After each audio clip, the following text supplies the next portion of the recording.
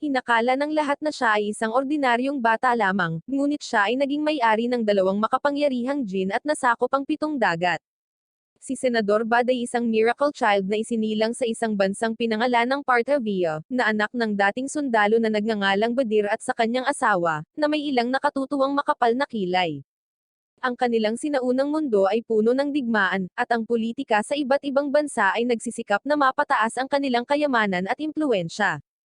Sa pagsilang ni Senador Bad, ang mga paru-paro ng liwanag na tinatawag na rock, na gumagabay sa tadhana ng mundo ay nagpakita, at ang dakilang kapangyarihan ng mundo ay naramdaman ang kanyang presensya.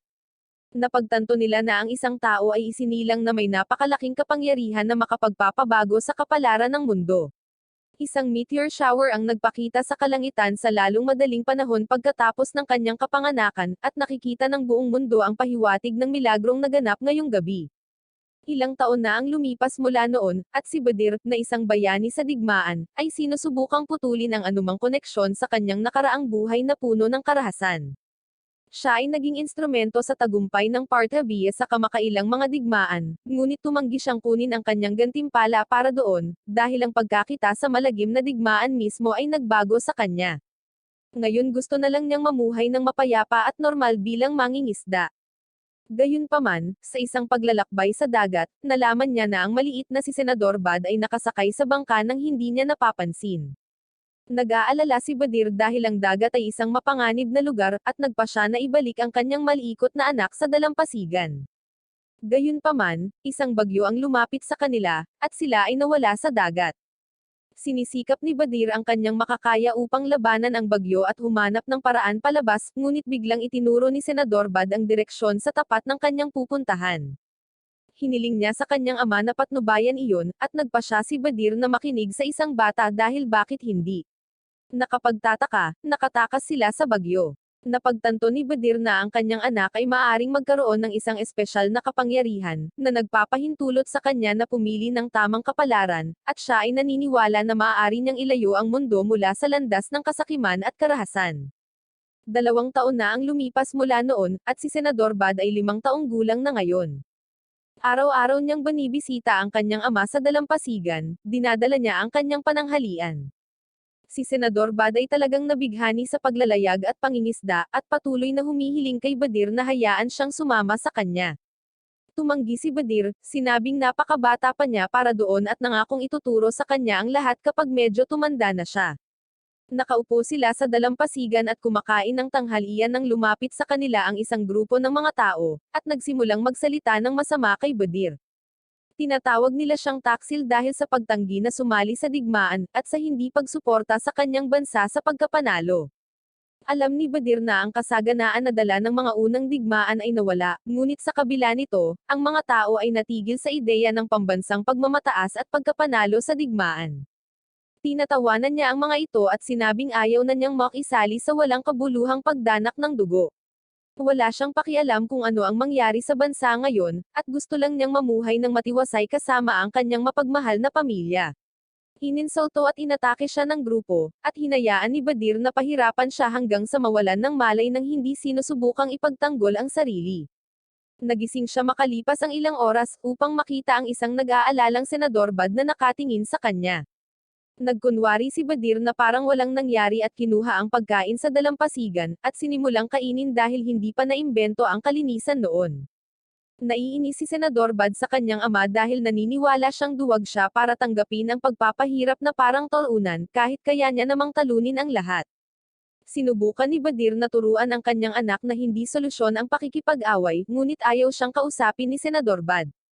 Sumigaw si Senador Bad na siya ay duwag at tumakbo pa uwi. Sa gabi, ang kanilang pamilya ay nakaupo para sa hapunan, at si Senador Bad ay nagagalit pa rin. Hiniling ni Badir kay Senador Bad na kumuha ng tubig sa balon, dahil kahit mga bata ay kayang gawin iyon. Ipinahayag ni Senador Bad na siya ay isang tamang tao kumpara sa Badir at umalis ng bahay.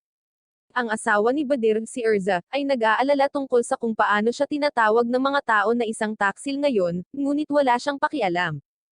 Sinabi ni Erza sa kanya na may kinalaman din ito sa kanya at kay Senador Bad, at patuloy na magiging mahirap ang kanilang buhay kung mananatiling ganito ang mga bagay-bagay.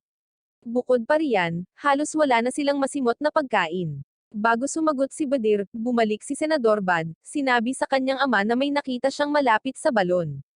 Ito ay lumabas na isang nasugatan na blonde na lalaki, at iniligtas siya ni Badir.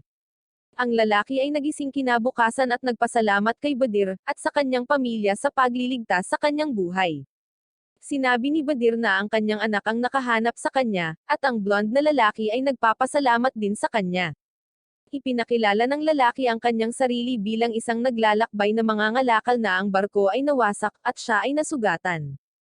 Tinanggap ni Badir ang kanyang kwento sa kabila ng pagiging kainahinala nito, habang iniisip ng kanyang asawa na dapat nilang paalisin ang lalaki dahil hindi nila ito kayang alagaan sa kanilang pananalapi. Gayunpaman, si Senador Bad ay sobrang komportable sa paligid ng blonde na lalaki para sa ilang kadahilanan. Siya ay umakyat sa kanyang ulo at nagtanong kung bakit ang kanyang buhok ay ginto, at ang lalaki ay tumugon na mayroong isang grupo ng mga bansa sa mundo sa labas na may iba't ibang uri ng mga tao. Talagang nahuhumaling si Senador Bad sa ideya ng paggalugad sa mundo, nang marinig ang kanyang mga kwento na tila pantasya. Sinabi ni Erza kay Badir na dapat niyang sabihin sa lalaki na maghanap ng bagong tirahan, dahil wala silang sapat na pagkain para sa kanilang sarili. Matapos makinig sa payo ng kanyang asawa, nagpa siya si Badir na gawin ang eksaktong kabaligtaran at inanyayahan ang lalaki na manatili sa kanyang tahanan gaano man katagal bago siya gumaling. Nagulat si Erza, at naniniwalang nawalan na ng sariling utak ang kanyang asawa sa digmaan. Ang blonde na lalaki ay dahan-daang nagsimulang maging mabuting kaibigan kay Senador Bad, na nagsasabi sa kanya ng mga kwento bago matulog tungkol sa mga kontinente sa malalayong lugar, sa mga mahiwagang lugar na pinuntahan niya, at sa mga kakaibang taong nakilala niya. Isang araw, nang wala si Badir, inayos ng lalaki ang kanyang mga gamit at sinabi kay Erza na nakapagpahinga na siya ng sapat at ngayon ay aalis na siya. Gayunpaman, bago siya makaalis, may mga gwardya na dumating doon na naghahanap ng especially iyan ng kaaway. Itinulak nila si Erza sa lupa, ngunit pagkatapos ay biglang nabaligtad ang switch ng blonde na lalaki, at siya ay naging isang makina ng pagpaslang. Nagsimulang sumigaw si Erza na nagpagising kay Senador Bad, at nang lumabas siya, nakita niya ang blonde na lalaki na pinahiran sa dugo ng mga nasawi na sundalo sa paligid niya. Mabilis niyang sinunggaban si Senador Bad at dinala siya sa sentro ng nayon, pinagbantaan siyang tatapusin kung hindi siya bibigyan ng mga tao ng bangka na may pagkain at pera. Tinanong siya ni Senador Bad kung bakit niya ito ginagawa dahil akala niya ay magkaibigan sila, ngunit sinabi sa kanya ng lalaki na siya ay isang especially iya at walang mas mahalaga sa kanya kaysa sa kanyang misyon. Umiiyak si Erza at nakiusap sa mga tao na tulungan ang kanyang anak, ngunit lahat sila ay tumalikod dahil ayaw nilang tumulong sa pamilya ng isang taksil. Tatakbo na ang brute na lalaki palayo sa lugar nang lumabas si Badir mula sa karamihan at hiniling sa kanya na palayain ang kanyang anak, ngunit tumanggi siya. Si Badir ay lumuhad dahil wala na talaga siyang isang paa at nakiusap sa kanya na palayain ang kanyang anak, ngunit sinabi sa kanya ng brute na lalaki na ito ay para sa kanyang bansa.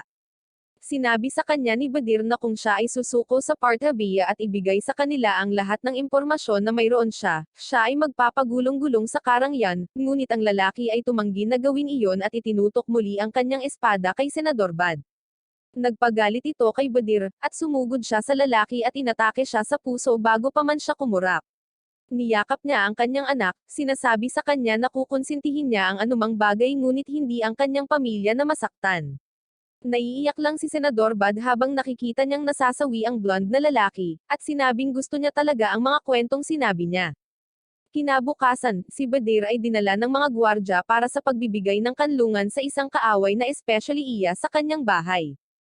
Kinaladkad siya sa nayon, at masyado na siyang nanghihina dahil sa kanilang pagpapahirap. Siya ay sapilitang pinapasok sa digmaan muli at ipinadala sa mga linya sa harapan, na iniwan sina Erza at Senador Bad upang ipagtanggol ang kanilang sarili. Umiiyak sila habang umaalis siya, at sinabihan sila ng mga taga-nayon na umalis dahil kapamilya rin sila ng isang taksil. Gayunpaman, bumangon si Badir sa huling pagkakataon at sinabi sa lahat na huwag saktan ang kanyang pamilya. Itinapon niya ang mga damit sa kanyang katawan, na inihayag ang kakilekilabot na pinsala na natanggap niya sa digmaan, at sinabi sa kanila na tandaan na ito ay isang bagay na iniidolo nila. Hiniling ni Badir sa kanyang anak na maging isang matapang na lalaki at alagaan ang kanyang ina, at umalis para sa digmaan. Dahil dito, pagkaraan ng ilang buwan, dumating ang balita ng kanyang kasawian, at sa isang kabaong, ang kanyang espada ay bumalik sa kanyang pamilya. 9 na ang lumipas mula noong insidenteng iyon, at ngayon si Senador Bad ay 14 na taong gulang na binatilyo na handang humarap sa mundo. Sa pagitan ng dalawang imperyo, mayroong isang piitan na sinasabing may kapangyarihang lampas sa kaalaman ng tao. Ito ay isang lugar na parehong sinubukan ng Parthian Empire at ng Rame Empire na sakupin upang manalo sa digmaan. Parehong hindi nagtagumpay dahil ang sinumang pumasok sa piitan ay hindi na bumalik. Sa isang lungsod na tinatawag na Ken Asia, ang bagon ng isang mangangalakal ay hinarang ng isang grupo ng mga dating militar na nagtangkang magnakaw mula sa kanila. Mabilis silang natalo ni Senador Bad. Ang mga mangangalakal ay nag-aalok sa kanya ng mga supply bilang kapalit sa pagligtas sa kanya. Sa likod ng bagon, nakita nila ang isang manlalakbay na nagngangalang Yuno na nagtatago sa ilang mga basket na may ilang mga prutas. Dinala niya si Yuno pabalik sa kanyang tahanan at inalok siya ng isang lugar na matutuluyan, na tinanggap niya. Sa nayon, si Senador Bad ay minamahal ng lahat at tinutulungan silang pangalagaan ang nayon. Si Yuno ay labis na naantig sa kanyang kabaitan sa lahat ng tao sa kanyang paligid, lalo na sa kanyang ina, na nagkasakit pagkatapos ng kasawian ni Badir. Sa gabi, isang grupo ng mga sundalo, kasama ang kanilang commander, si Drogel, ay pupunta sa Tyson upang bisitahin si Senador Bad, na umiiwas sa kanyang pagdraft para sa digmaan. Kinabukasan, bago umalis si Senador Bad para sa trabaho, sinabi niya kay Yuno na maaari siyang manatili hanggat gusto niya, na siya namang nagsabi sa kanya na magpapatuloy siya sa kanyang paglalakbay pagkatapos niyang maglibot sa nayon. Pagkaalis niya, ikinuwento ni Erze kay Yuno ang lahat ng tungkol sa kanyang anak kung paano siya naging katulad ng kanyang ama at nagmamahal sa kanyang pamilya ng may parehong hilig. Sinabi niya sa kanya kung paano naniwala ang kanyang asawa na may kapangyarihan si Senador Bad na baguhin ang tadhana. Sinabi niya sa kanya na nararamdaman niya na pinipigilan niya siya mula sa kanyang tunay na tadhana. Hiniling ni Erze sa kanya na gabayan si Senador Bad dahil mas marami siyang karanasan bilang manlalakbay kaysa sa kanya. Isang babae ang dumating at sinabi sa dalawa na si Senador Bad ay nahuli ng ilang sundalong militar. Inutusan siya ni Drogel na sumali sa militar. Tumanggi si Senador Bad at sinabi sa kanila na hindi sila kasangkapan para sa kanya, at hindi siya sasali sa digmaan na tumapos sa buhay ng kanyang ama at marami pang mga taga-nayon. Sumasang-ayon ang mga tao sa nayon sa kanya. Hindi umaatras ang commander at pinagbantaan siya na kung hindi siya sasali sa militar, pareho silang tatapusin ng kanyang ina dahil sa pagtataksil. Nang maglaon, ipinaliwanag ni Senador Bad kay Yuno na ang pagsali sa militar ay nangangahulugan ng pagpapadala sa piitan, na karaniwang isang sentensya ng kasawian, at para sa kanya, ang hindi pagsali sa militar ay nangangahulugang pinapaslang din. Ipinaliwanag niya na hindi pa siya maaaring masawi dahil kailangan niyang alagaan ang kanyang ina at lahat ng iba pa sa nayon. Dahil sa walang katapusang digmaang ito, nasira ang kanyang imperyo, at gusto niyang pagandahin ito. Sinabi sa kanya ni Yuno na dapat siyang pumunta sa tore. Kung talagang nasira ang imperyo, dapat niyang makuha ang kapangyarihan ng piitan para maging hari at iligtas ang imperyo at ang mundo gamit ang sarili niyang mga kamay. Sinabi niya sa kanya na tanggapin ang kanyang kapalaran at makuha ang kapangyarihan ng isang hari. Pagkatapos niyang sabihin ito, nawala siya. Tinanggap ni Senador Bad ang kanyang mga salita at nagpa siya na pumunta sa tore, ngunit hindi niya maaaring kausapin ang kanyang ina tungkol dito. Ang kanyang ina, na pinaghihinalaan na ang kanyang desisyon, ay ibinigay sa kanya ang espada ng kanyang ama upang dalhin sa kanya. Sinabi ng kanyang ina sa kanya na sa wakas ay natagpuan na niya ang kanyang tadhana at naayaw niyang pigilan siya. Sa labas ng piitan, si Drogel ay naghahanda na para pumasok kasama ang kanyang hukbo, ngunit bago niya ito magawa, dumating si Senador Bad at ibinalita sa harap ng militar na kukunin niya ang kapangyarihan ng piitan para sa kanyang sarili, upang iligtas ang imperyo at baguhin ang mundo. Iniwan ang militar sa likod niya, tumakbo siya sa piitan. Sa loob ng piitan ay ang mga ruins ng isang magandang lungsod na kinuha ng mga dragon. Namangha si Senador Bad habang pinagmamasdan ang napakagandang tanawin sa kanyang paligid. Maya-maya, narinig niya ang sigaw ng mga lalaki. Ang hukbo ni Drogel ay inaatake ng mga dragon, at lahat sila ay pinaslang. Nilabanan ni Drogel ang isang dragon na nagtulak sa kanya patungo sa isang bangin at muntik na siyang mapaslang, ngunit siya ay iniligtas ni Senador Bad, at ang dalawa ay sabay na tumakas. Nagtatalo sila nang lumipad sa ibabaw nila ang hari ng mga dragon. Pumunta sila sa pugad nito at nakita ang hari ng mga dragon na napapalibutan ng lahat ng iba pang mga dragon, at sa likod ng dragon ay may pinto. Iminumungkahi ni Drogel na gamitin si Senador Bad bilang pangaakit na tumanggi. Tinanong siya ni Senador Bad kung gaano karaming mga sundalo ang dapat na isinakripisyo dito na kanilang mga kasama noon, at sinabi sa kanya ni Drogel na hindi ito mahalaga, dahil ang pagkasawi para sa kanilang bansa ay ang pinakamataas na karangalan ng isang sundalong Parthian. Iniwan niya si Senador Bad at umalis na mag-isa para makarating sa pinto. Pagdating niya doon, hindi nagbubukas ang pinto, at nakita siya ng hari ng halimaw. Iniligtas siya ni Senador Bad, ngunit hiniling ni Drogel na tapusin siya habang siya ay natakot sa harap ng kaaway at nabigo bilang isang sundalo. Sinabi sa kanya ni Senador Bad na ang hindi gustong masawi ay hindi nakakahiya at normal lang iyon sa isang tao, na siya ay isang tao bago naging isang sundalo. Sinabi ni Senador Bad sa kanya na ang emperador or ang militar ay walang iba kundi ang nagpapadala ng mga tao upang masawi. Nais niyang baguhin ito at lumikha ng isang bansang nagpoprotekta sa mga mamamayan nito. Pagkatapos ay kinuha niya ang kalasag at ginamit ang mga geyser para makaakyat sa langit, habang iniiwasan ang lightning breath ng dragon at pinapaslang ito. Sa pamamagitan ng pagpaslang sa dragon, nakakuha sila ng mga susi upang mabuksan ang pinto. Pareho silang tumatawid at nagsusuportahan sa isa't isa habang tinatalo nila ang maraming halimaw ng magkasama sa daan. Pareho silang bumubuo ng isang bond, at napagtanto na ang mga opinyon nila sa isa't isa ay mali. Dumating sila sa isang templo kung saan nakahanap si Senador Bad ng isang mahiwagang lampara na naglalaman kay Vladimir, ang genie ng puot at kabayanihan, na may kapangyarihang gawing Panginoon niya ang isa sa kanila at bigyan siya ng kapangyarihan ng hari. Nag-aaway ang dalawa para kunin ang kanyang kapangyarihan. Sa huli, ang nagwagi ay si Senador Bad. Sa labas ng tore, naghihintay ang mga sundalo ng emperador na kunin ang kapangyarihan at kayamanan ng piitan mula sa nag-angkin nito. Tumanggi si Senador Bad at idineklara ang sarili laban sa emperador. Sinubukan nilang atakihin siya, ngunit nakatakas siya sa tulong ni Yuno, na nagtuturo sa kanya kung paano i-unlock ang kanyang mga kapangyarihan. Bumalik sa Tyson, nalaman niyang 2 buwan na pala siyang nasa piitan at mas lumala ang kalusugan ng kanyang ina sa panahong iyon. Habang banibisita siya nito, sa tingin ni Erza ay asawa niya ito at nagsimulang sabihin sa kanya ang lahat tungkol sa paglaki ni Senador Bad. Sinabi niya sa kanya na kinuha ni Senador Bad ang kanyang espada at nagpunta sa isang pakikipagsapalaran. Ipinagmamalaki niya kung gaano siya lumaki upang maging katulad ng kanyang ama, at mahal na mahal niya ito. Hindi nagtagal pagkatapos niyang sabihin ang mga salitang ito, siya ay nasawi. Si Senador Bad ay sikat na ngayon sa buong imperyo bilang parehong bayani na tumalo sa piitan at isang taksil sa imperyo. Siya ay umalis sa isang bangka sa buong mundo upang baguhin ito. Matapos talunin ni Senador Bad ang piitan, maraming iba pang katulad nito ang nagpakita sa buong mundo. Sinubukan ng maraming tao na talunin ang mga piitan na ito, ngunit walang nagtagumpay.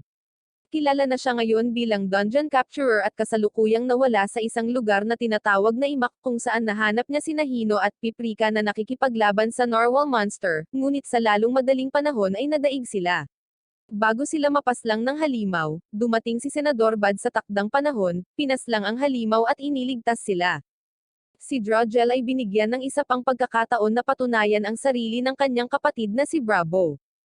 Siya, kasama ang mga lihim na puwersa ng emperador, ang Shinro, na ipinadala kay Senador Bad upang tapusin siya at kunin ang kanyang espada. Sinabi ni Senador Bad kay Hino na siya ay matapang para sa pagharap sa isang napakalaking halimaw gamit lamang ang isang kahoy.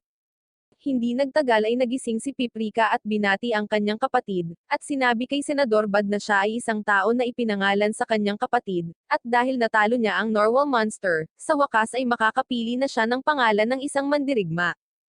Hiniling ni Senador Bad sa kanila na sabihin sa kanya ang higit patungkol sa Imak at sa pinuno nito.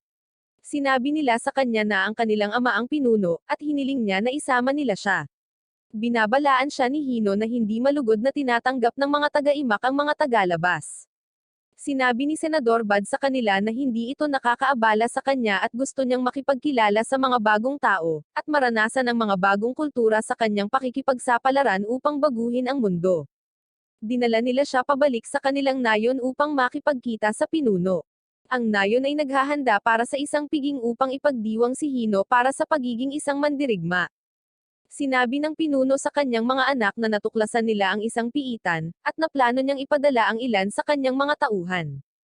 Binalaan siya ni Senador Bad at sinabihan siyang layuan ito habang inilalantad din ang kanyang mga kapangyarihan, at kung paano niya nakuha ang mga ito. Nang gabing iyon, sinalakay sila ng pinuno ng Shinro si Johnny.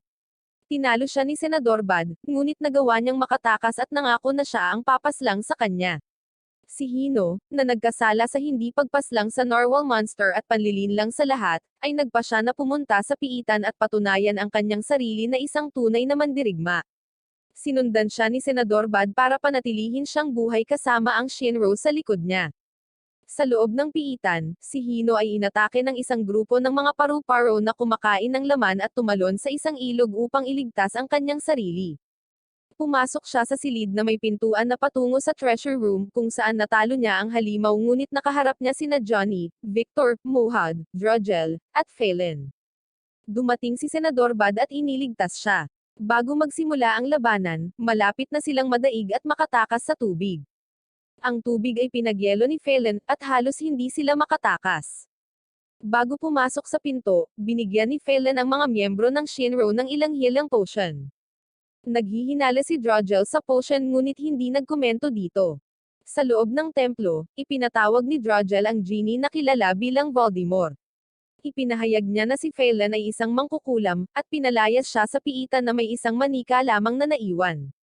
Ang mangkukulam ay ipinahayag na nagtatrabaho para sa kapatid ni Drogel na si Bravo na nagnanais na kunin ang kapangyarihan ng hari para sa kanyang sarili. Sinubukan ni Drogel na kunin ang kapangyarihan ng isang hari ngunit itinuring na hindi karapat-dapat. Di nagtagal, dumating si Hino at ang iba pa, at sinabi ni Voldemort sa kanila na sino mang makahuli sa kanyang alagang minor ay maaaring magkaroon ng kanyang kapangyarihan, ngunit kung hindi nila ito magagawa, sila ay makukulong sa piitan magpakailanman. Sinusubukan ng lahat na kunin ito ng mag-isa ngunit hindi ito nagtagumpay. Sinabi ni Senador Bad sa iba na ang tanging paraan upang mahuli ito ay sa pamamagitan ng pagtutulungan, at upang bigyan ang lahat ng patas na pagkakataon na mahuli siya, hindi siya sasali. Kapag naghinala ang iba, sinabi niya sa kanila na mayroon na siyang genie. Natapos ni Senador Bad na lokohin ang iba para tulungan siyang mahuli ang minor. Sinabi ni Senador Bad sa kanila na ang kanyang plano para sa kapangyarihan ay mas malaki kaysa sa lahat ng iba pang kapangyarihan na pinagsama.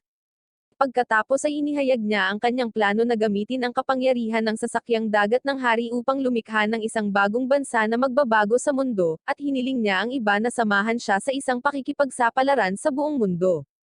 Bago sila makapagbigay ng kanilang sagot, si Johnny at ang kanyang mga tauhan ay dinaig ng kapangyarihan ng Blackrock at naging isang demonyo.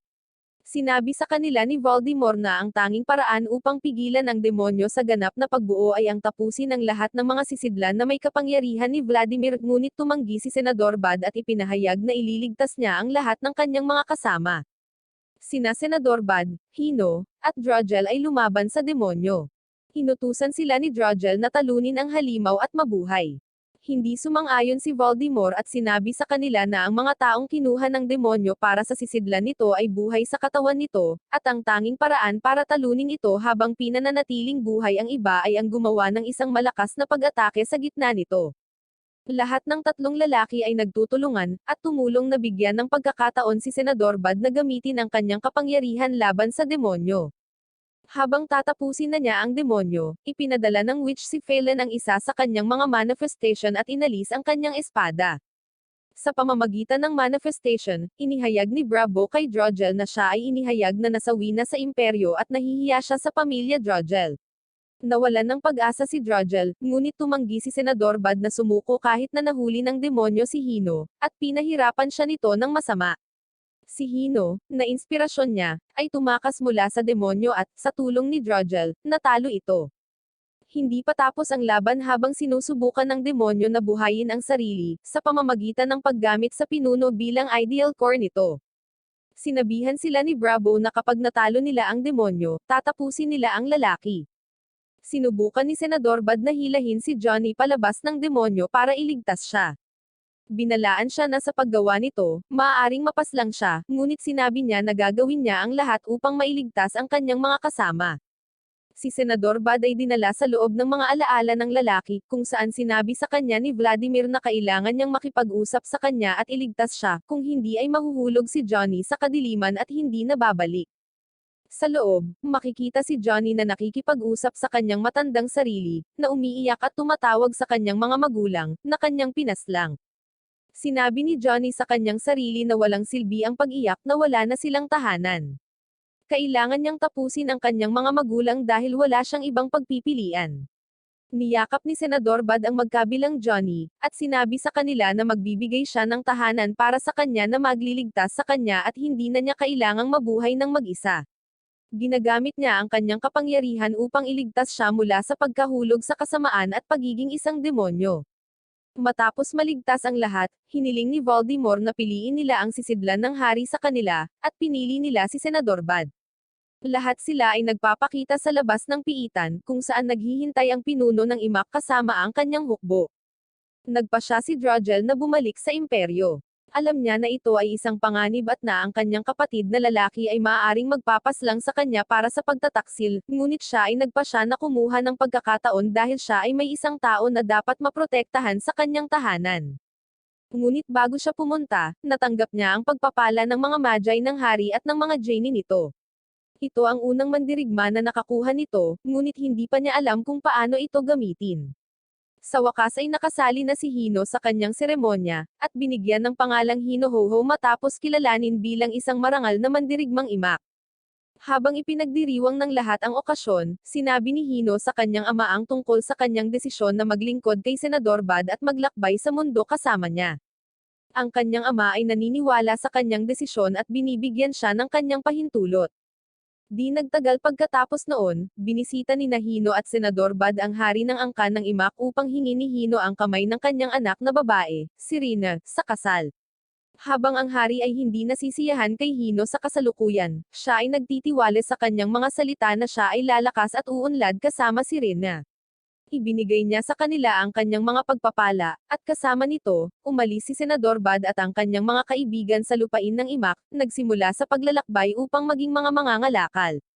Sa barkong ibinigay ng imak, itinuro ni Rine sina Senador Bad at Johnny tungkol sa iba't ibang bagay na dapat nilang matutunan upang maging mangangalakal.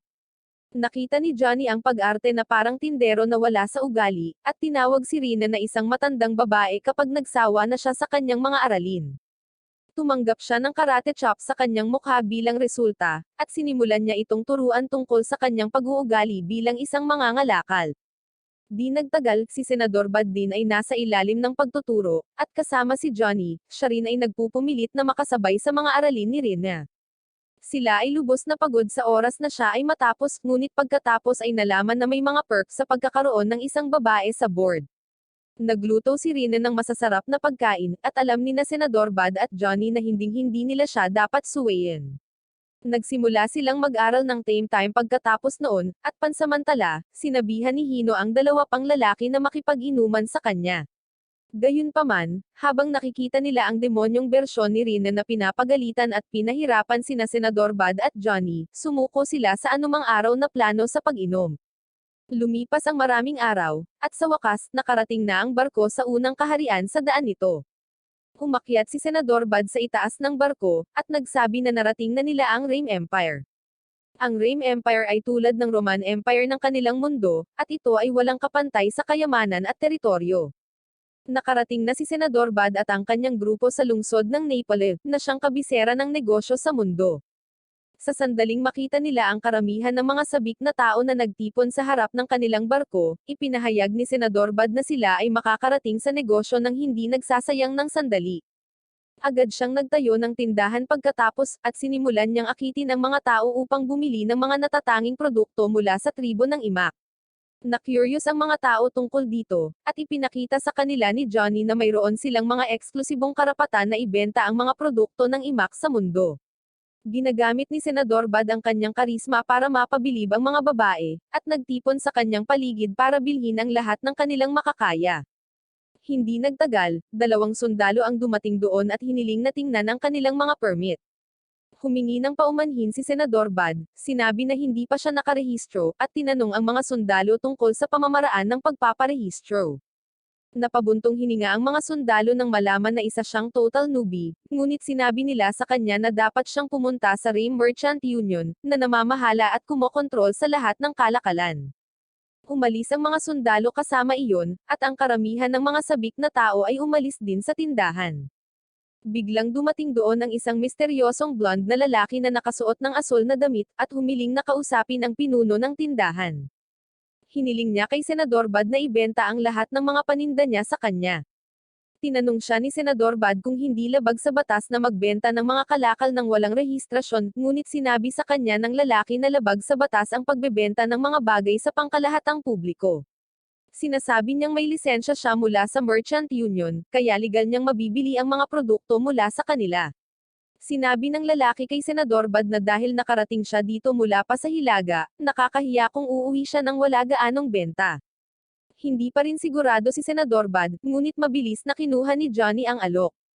Ibinigay sa kanila ng blonde na lalaki ang nakasulat na deklarasyon ng pagbebenta, at umalis upang kunin ang kanyang mga manggagawa upang kunin ang mga bagay.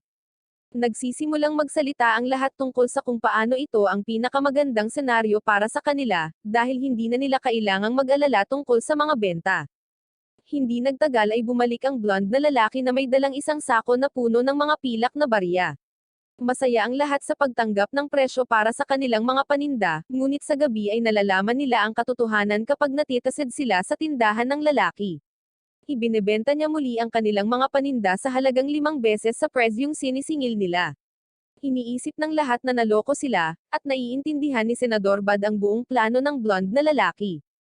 Nagdaraos siya ng isang emergency na pagpupulong, at sinabi na wala silang ibang pagpipilian kundi ang magparehistro sa Merchant Union, dahil hindi sila maaaring magreklamo tungkol sa lalaking muling nagbebenta ng kanilang mga paninda. Ang bawat isa ay nalulumbay na sila ay naloko, ngunit si Senador Bad ay naghagis ng dokumento sa pagbebenta sa hangin, na nagsasabi na ito ay ang saya ng pagsubok ng mga bagong bagay. Sinabi ni Senador Bad na ngayon ay mas iginagalang niya ang mga mangangalakal pagkatapos na malaman kung gaano sila katalino. Sinabi niya na ang pera ang gumagalaw sa mundo at ang mga mangangalakal ay nagpapagalaw ng pera, kaya karaniwang, sila ang nangunguna sa mundo sa kasaganaan. Pagkatapos nito, pinabalik ni Senador Bad ang lahat sa imak upang bumalik na may dalang mga paninda, habang siya ay nananatili sa likod upang harapin ang Merchant Union. Iniisip niya na dapat niyang matutunan ang lahat tungkol sa mundo at negosyo upang maging hari, ngunit pagkatapos ay sinabi sa kanya ng kanyang tiyan na dapat siyang kumain muna. Isang tansong barya lang ang dala niya na dumulas sa kanyang kamay, at dinampot ng tusong blonde na mangangalakal mula noon. Ibinigay niya ito kay Senador Bad, at sa halip na harapin siya, iniimbitahan siya ni Senador Bad sa hapunan. Sa pagtatapos, ipinakilala ng lalaki ang kanyang sarili bilang Ramon, isang trader mula sa Balbad, na siyang pangalawang pinakamayamang bansa pagkatapos ng Rim. Nang makita kung paano siya tina-trato ni Senador Bad ng may paggalang, tinanong ni Ramon si Senador Bad kung napagtanto niya na ninakaw niya ang tubo mula sa kanya. Sumagot si Senador Bad na kulang ang kanyang kaalaman sa negosyo, kaya halatang matatalo siya sa isang veterano. Iyon ang dahilan kung bakit gusto niyang matuto ng higit patungkol sa mga negosyo mula sa parehong tao na nanlinlang sa kanya.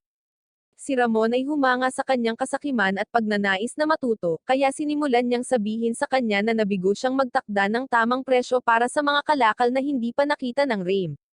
Napansin ni Senador Bad ang daloy sa paligid ng lalaki at napagtanto na siya ay higit pa sa isang mangangalakal.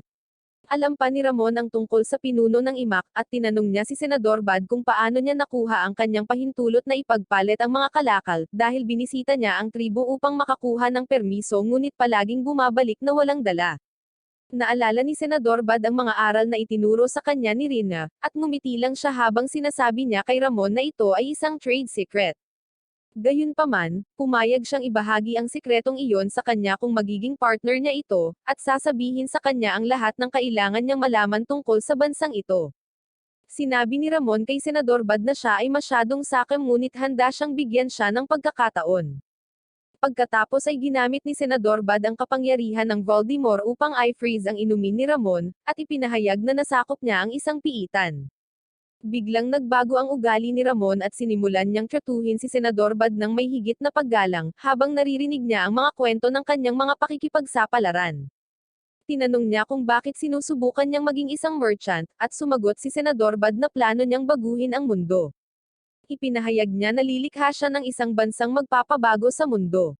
Sinabi ni Ramon na malaki ang kanyang mga ambisyon, ngunit siya ay wala pa rin sa tamang gulang.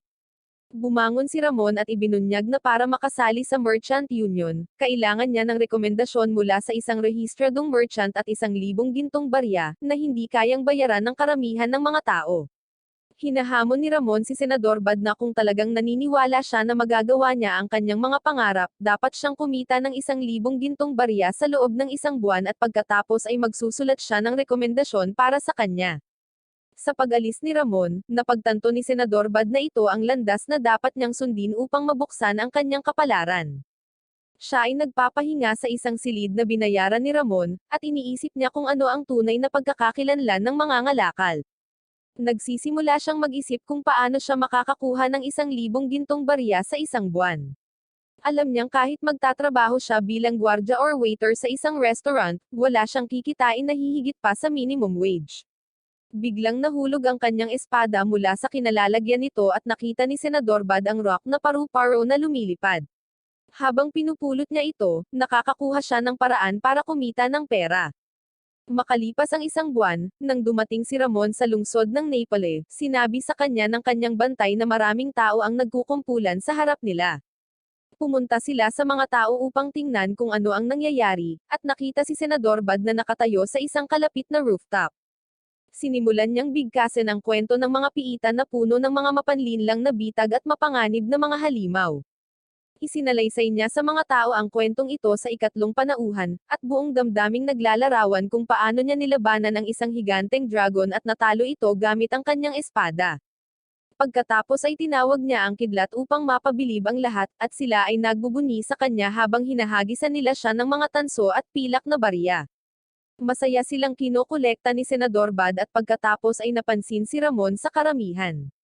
Nilapitan siya ni Ramon at sinabing magandang ideya na aliwin ang mga tao para sa pera, at pinasalamatan siya ni Senador Bad dahil siya ang nagsabi na ang kanyang mga kwento ay kawili-wili. Sa kabila nito, hindi pa niya nakukuha ang 1,000 gintong barya na kinakailangan at hiniling kay Ramon na bigyan siya ng mas maraming oras. Ang mga ngalakal ay tumanggo lamang sa kanyang bantay, na nagdadala ng isang malaking supot na naglalaman ng 1,000 gintong barya para kay Senador Bad. Sinabi ni Ramon na ito ang kanyang bayad sa pakikinig sa kanyang kwento, at tinatanggap din niya ang alok na maging kapartner ni Senador Bad. Namangha si Senador Bad sa kanyang kilos at tinanong siya kung sino talaga siya. Ipinahayag ng gwardya na ang lalaking nagpapanggap na isang mangangalakal ay si King Ramon, ang pinuno ng balad. Samantala, ang barko mula sa teritoryo ng Imak ay babalik sa Rame. Nahihirapan pa rin si Johnny sa mga aralin ni Rina, at sa tingin niya ay mas mabuti pa ang pananatili kay Senador Bad kaysa dito. Nagtantrum siya, at para pakalmayin siya, sinabi ni Rina na alam niya kung gaano kahirap para sa kanya ang mag-aral dahil sa kanyang background bilang isang assassin. Alam niyang gusto nitong pagsilbihan si Senador Bad at hindi magbasa ng mga walang silbing libro, ngunit iyon mismo ang dahilan kung bakit kailangan niyang matuto ng higit pa para maging kapaki-pakinabang. Biglang bumagsak si Rina sa lupa at nanginginig. Tinanong ni Johnny kung ayos lang siya, ngunit nabigla siya sa pagsiwalat na siya ay buntis at umaasa sa isang anak sa lalong madaling panahon. Ipinaliwanag ni Rina na ang mga imak ay may mas maikling panahon ng pagbubuntis kaysa sa mga normal na tao dahil sa malupit na klima sa Hilaga, at plano niyang gamitin si Johnny bilang kanyang katulong sa panganganak at yaya.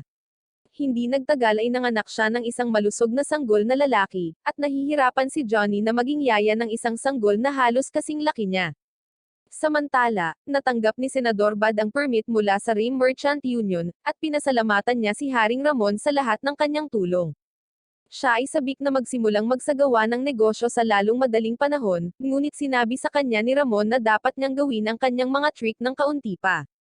Naniniwala si Senador Bad na hindi ito kailangan, at sinabi ni Ramon na baguhan pa rin siya pagdating sa negosyo.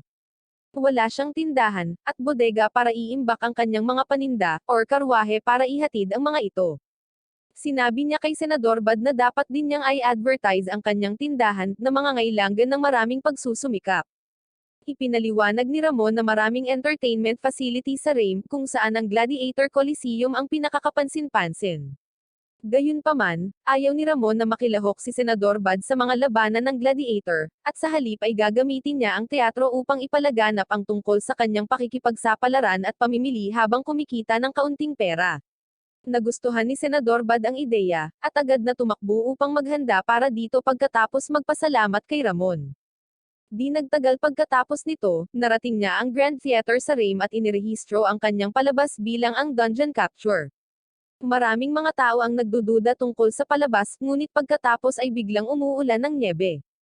Natagpuan nila si Senador Bad sa bubong ng teatro, at hinugot niya ang kanyang espada para magpakawalan ng kidlat na ikinagulat ng lahat. Pagkatapos nilang huminahon at imulat ang kanilang mga mata, nakita nila ang isang kamanghamanghang liwanag sa kalangitan at ang mga snowflake na kumikislap habang ito ay nahuhulog. Gamit ang mga espesyal na epektong iyon, sinimula ni Senador Bad na bigkasin ang kanyang kwento ng pagkuha sa piitan, na nagpakilig sa kanyang mga manunood. Di nagtagal, naging pinakasikat si Senador Bad sa buong Rame Empire na parang bani at mayroon siyang pang-araw-araw na mga palabas sa teatro.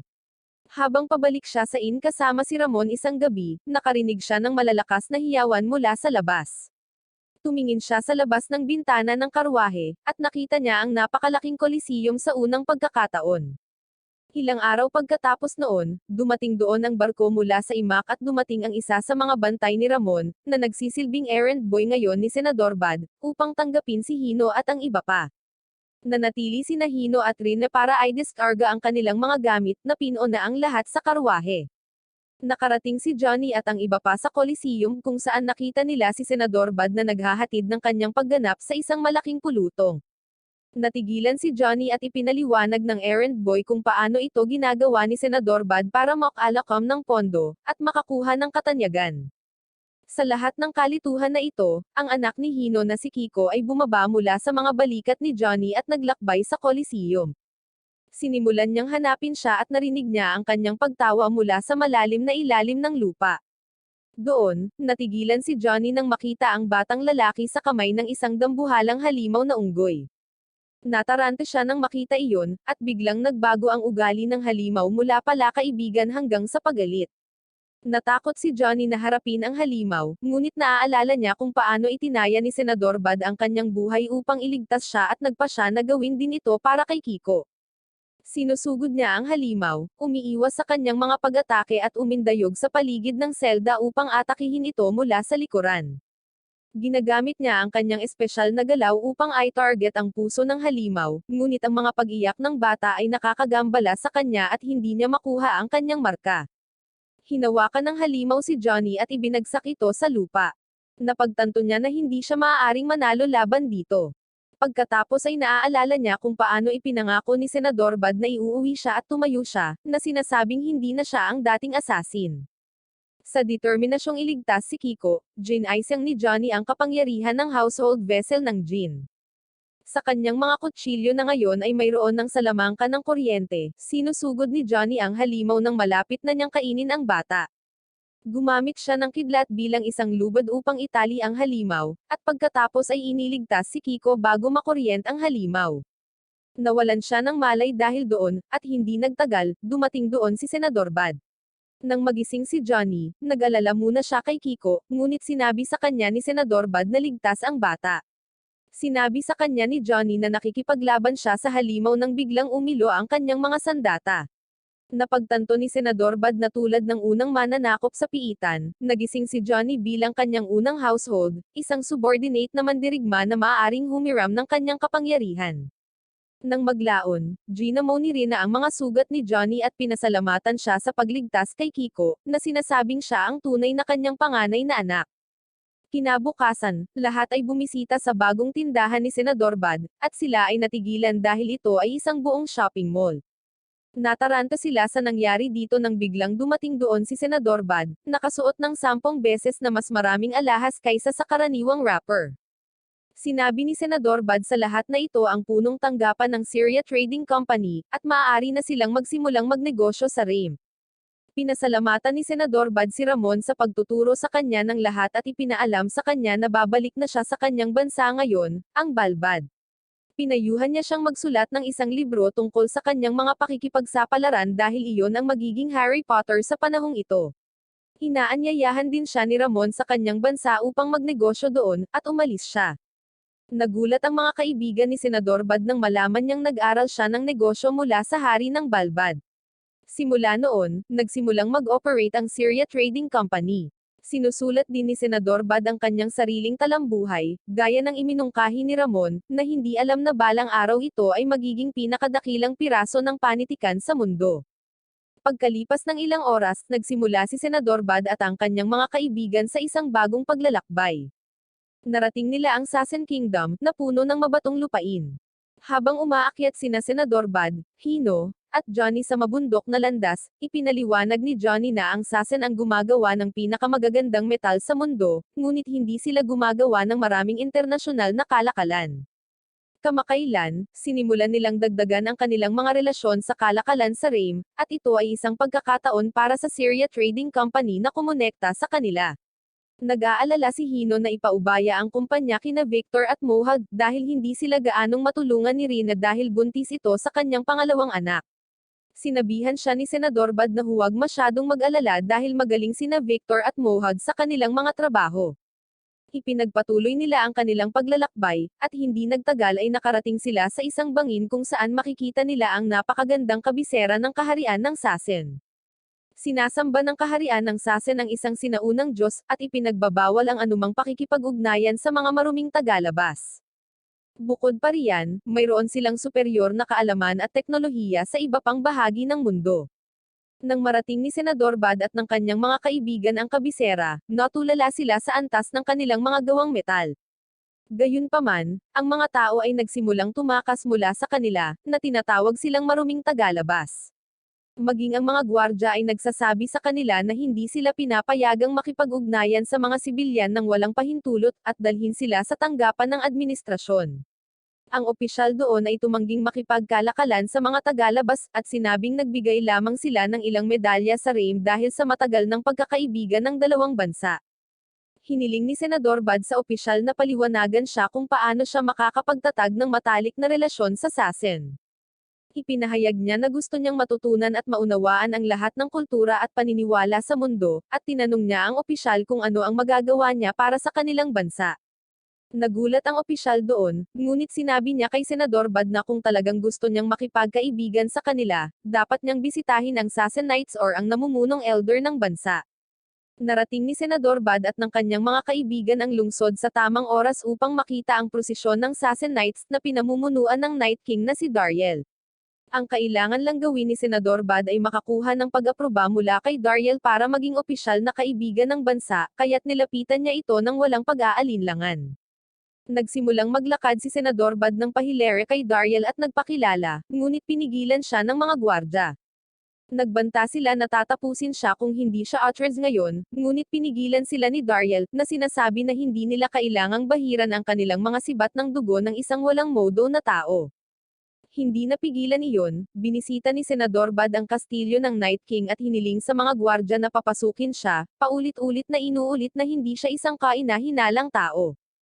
Sa gabi, pumunta sila sa isang bar na ginawa lamang para sa mga tagalabas, at determinado si Senador Bad na makipagkita sa hari bukas. Lasing na ngayon si Hino at sinabing pilitin na lang nilang pumasok, habang sinusubukang sabihin ni Johnny sa kanilang dalawa na kumalma. Biglang, isang lalaki ang pumunta kay Senador Bad at nagtanong kung maaari siyang umupo sa tabi nila. Gayunpaman, hinawakan siya ng waitress sa kwelyo at kinakalampag siya, sinabi sa kanya na hindi siya pinapayagan sa lugar na ito, na nakalaan lamang para sa mga tagalabas. Sinabi niya sa kanya na pahalagahan ang kanyang posisyon bilang anak ng hari, at nakita ni Senador Bad ang kanyang pagkakataon na makakuha ng pag-aproba sa lalong madaling panahon. Umupo siya para kausapin si Mike, ang anak ni Dariel. Nate tense ang waitress tungkol sa pagpayag kay Mike na makipag-usap sa mga dayuhan, at makarinig ng mga kwento tungkol sa labas ng mundo, ngunit tiniyak siya ni Senador Bad, at hinayaan niya silang magsalita ng walang issue. Pagkatapos, nagsimula silang kumain, at si Mike ay uminom at kumain ng madami dahil puro plain at boring na pagkain lang ang pinapayagan niyang kainin. Kapag tapos na siyang kumain, ipinahayag niya ang kanyang dissatisfaction na bawal ang mga taga-Sassen sa outside world, kaya naman gusto niyang marinig ang mga kwento ng outside world. Nagpasya si Senador Bad na tuparin ang kanyang kahilingan, ipinakilala ang kanyang sarili bilang tagahuli ng piitan, at ibinigay sa kanya ang aklat na Adventures of Senador Bad. Pagkatapos ay nag-perform siya para kay Mike, naglalabas ng kuryente mula sa kanyang espada habang binibigkas ang kanyang kwento. Si Mike ay nabigla sa kahangahangang kwento at pagganap at humanga sa kwento sa scroll. Ipinahayag niya na gusto rin niyang maranasan ang gayong kalayaan, at pakikipagsapalaran kaysa manatili sa Sassen. Masaya siyang umalis pagkatapos nito, determinadong pumunta at makita ang labas ng mundo gamit ang kanyang sariling mga mata. Kinabukasan, sinubukan niyang bisitahin muli si Senador Bad, ngunit nahuli siya ng kanyang ama sa akto. Tinuturuan niya siya tungkol sa paglabag sa kanilang code at pakikisangkot sa mga tagalabas. Sinabihan siya ni Dariel na huwag nang mangarap na lumabas dahil malapit na siyang maging opisyal na kabalyero. Inilabas pa niya ang kanyang nakababatang kapatid, at hiniling na huwag maging masamang impluensya sa kanya. Naiinis na ngayon si Mike, at habang sinasabi sa kanya ng kanyang ama na pag-isipang muli ang kanyang mga aksyon, tumanggi siya.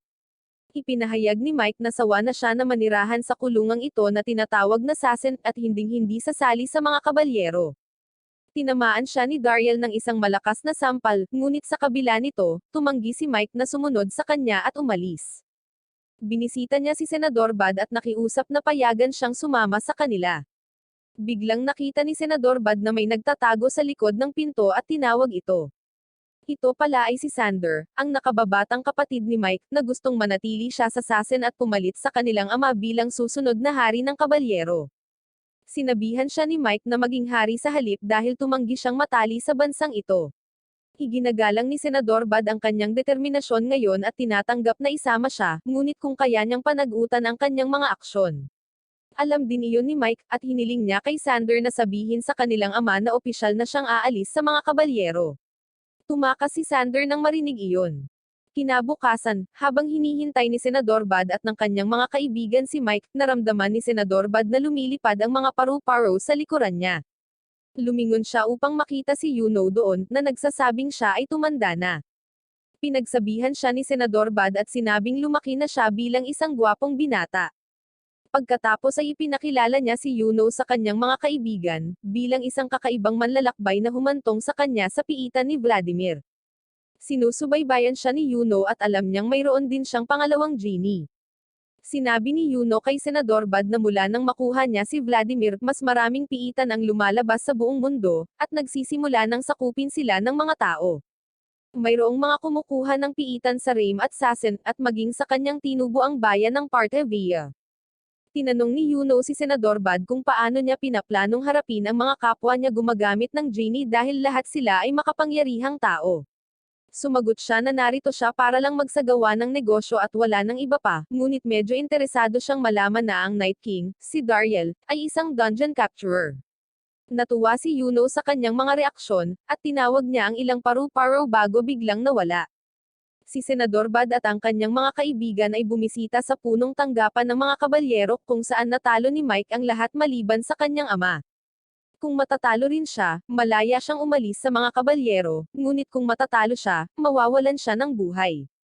Si Mike ay naglunsad ng walang humpay na pag-atake kay Dariel, na madaling nakaharang sa lahat ng kanyang pag-atake at sinabi sa kanya na mayroon siyang mahusay na kasanayan ngunit hindi sapat ang lakas. Muli siyang inatake ni Mike, ngunit ginamit ni Dariel ang kapangyarihan ng kanyang genie at nagpatawag ng hadlang. Si Mike ay napabalik sa hadlang, at naniniwala ang mga kabalyero na ginamit ni Dariel ang kapangyarihang ibinigay sa kanya ng kanilang Diyos. Kahit si Mike ay naniniwala na siya ay lumalaban sa banal na kapangyarihan, ngunit patuloy pa rin siyang umaatake sa kanyang ama ng walang kabuluhan. Ibinato niya ang kanyang sibat kay Dariel, at pagkatapos ay mabilis na tumakbo sa likuran niya para pabagsakin siya ng isang sorpresang suntok. Gayunpaman, ang hadlang ay mabisa kahit doon, at si Mike ay itinapon pabalik na may sariling lakas na naaaninag sa kanya. Natalo si Mike, at ayon sa mga alituntunin ng tunggalian, si Dariel ay sumulong upang tapusin siya, ngunit pagkatapos ay bigla siyang hiniling ni Senador Bad na huminto. Ang sibat ni Dariel ay biglang umalangaw-ngaw sa genie na si Vladimir, at espada ni Senador Bad.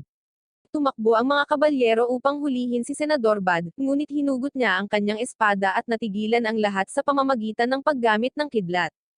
Hiniling sa kanya ni Dariel na lumayo sa kanilang sagradong tunggalian, at tinanong lang siya ni Senador Bad kung nakuha niya ang kapangyarihan ng Diyos na ginamit niya sa pamamagitan ng pagsakop sa isang piitan. Naglalakad siya patungo kay Dariel, na sinasabi na kahit na nakuha niya ang kapangyarihan sa pamamagitan ng umuusbong na tagumpay, hindi ito kapangyarihan ng isang Diyos. Idineklara ni Senador Bad na sino mang makaka-clear ng piitan ay makakakuha ng kapangyarihang iyon, at nililinlang niya ang mga debotong tao ng Sasen sa pamamagitan ng pagtawag dito na kapangyarihan ng Diyos. Ipinakilala ni Senador Bad ang kanyang sarili bilang isang dungeon capturer, at hinamon si Dariel na makipaglaban. Handa siyang tanggapin ang anumang parusa kung matalo siya, ngunit kung siya ay manalo, gusto niyang isama si Mike at makakuha din ng pahintulot na makipagnegosyo sa kanila. Iniisip ng mga kabalyero na si Senador Bad ay walang isip sa paghamon sa Night King. Wala silang lakas ng loob na arestuhin siya dahil ipinakita niya sa kanila ang tinatawag nilang kapangyarihan ng Diyos. Naiintindihan ni Johnny na pinaplano ni Senador Bad na ipaalam sa lahat na hindi lang ang kanilang Night King ang maaaring gumamit ng kapangyarihan ng genie. Sa ganoong paraan, ipapakita niya sa kanila na ito ay hindi isang banal na kapangyarihan at bawasan ang antas ng kanilang pagiging mahigpit sa relihiyon. Tinanong muli ni Senador Bad si Dariel kung tinatanggap niya ang kanyang hamon. Sinabi ng Night King na siya ay napaka-full-mouthed at walang modo. Sinabi niya na wala siyang pakialam kay Mike, ngunit dahil ito ay may kinalaman sa paniniwala ng kanyang bansa, haharapin niya ito. Tumakbo si Mike patungo kay Senador Bad, na sinasabi sa kanya na hindi niya matatalo si Dariel. Ipinaliwanag niya na ang hindi nakikitang hadlang ay nagpo-protekta sa kanya mula sa lahat ng mga pag-atake, at pinapalihis ang mga ito pabalik sa umaatake. Bagamat hindi mawawalan ng lakas si Senador Bad dahil doon, naniniwala ang kanyang mga kaibigan na kaya niyang manalo. Sinusugod ni Senador Bad si Dariel at naglunsad ng mabilis na pag-atake sa kanya, ngunit madali itong hinarang ng Night King. Hinatake niya si Senador Bad pagkatapos nito, ngunit naiiwasan din niya ang lahat ng kanyang mga pag-atake. Pagkatapos ay ginamit ni Senador Bad ang lightning bolt kay Dariel, na gumagamit ng kanyang harang upang i-reflect ang kidlat patungo sa kanya. Ginagamit ni Senador Bad ang kanyang espada sa huling sandali upang ilihis ito, at sa maikling sandali na ibinaba ni Dariel ang kanyang harang, muli niya itong inatake. Napaatras si Dariel at gumawa ng hadlang para harangin ang kanyang pag-atake, at namangha ang mga kabalyero na may makakalaban sa pantay na labanan sa kanilang hari. Gayunpaman, tumawa lang si Senador Bad at sinabing itinuturing nila itong isang pantay na laban. Nagpasya siyang ipakita sa lahat ang kanyang tunay na kapangyarihan, at hinayaan niyang damaloy ang mahika ni Vladimir sa kanyang katawan. Lumaki ang mga braso ni Senador Bad, napunit ang kanyang damit, at pagkatapos ay umusbong ang mga kaliskis sa buong katawan niya, na ginagawa siyang genie equip mode. Sinabi ni Senador Bad kay Dariel na ito ang tunay na kapangyarihan ng isang dungeon capturer, at nagtanong kung gaano siya katagal na makakalaban dito. Itinaas niya ang kanyang espada at lumikha ng isang higanteng bola ng kidlat sa kalangitan sa itaas ng kastilyo. Isang malakas na sinag ng kidlat ang bumagsak mula sa lupa na direkta sa ibabaw ni Dariel, na halos hindi ito maharangan ng kanyang harang. Ang pag-atake ay nagdudulot ng maraming gulo sa kastilyo, at kapag naalis na ang alikabok, nalaman ng mga kabalyero na parehong nawawala ang mga manlalaban at mayroong isang higanteng butas sa bubong.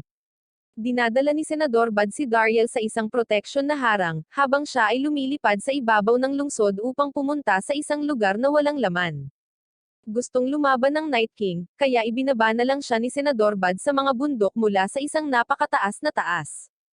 Siya ay bumaba pagkatapos nito at nalaman na si Dariel ay nakaligtas sa pagkahulog. Pinupuri siya ni Senador Bad dahil sa kanyang katatagan, ngunit hiniling sa kanya ni Dariel na huminto sa pag-uugali na parang tapos na ang laban. Napabuntong hininga si Senador Bad, napagtanto na hindi pa natututo ang hari sa kanyang leksyon, kaya nagpasya siyang ipakita sa kanya ang kanyang pinakahuling hakbang, ang Bar Arasaka, at nagpaputok ng isang mapangwasak na pag-atake patungo sa mga bundok. Ang nag-iisang pag-atake ay nagwawasak sa lahat ng bagay sa landas nito, at lumilikha ng isang napakalaking dent sa pinakamalaking bundok. Hindi makapaniwala si Dariel sa kanyang mga mata, at tinanong siya ni Senador Bad kung sa wakas ay naiintindihan na niya ang pagkakaiba ng kanilang mga kapangyarihan.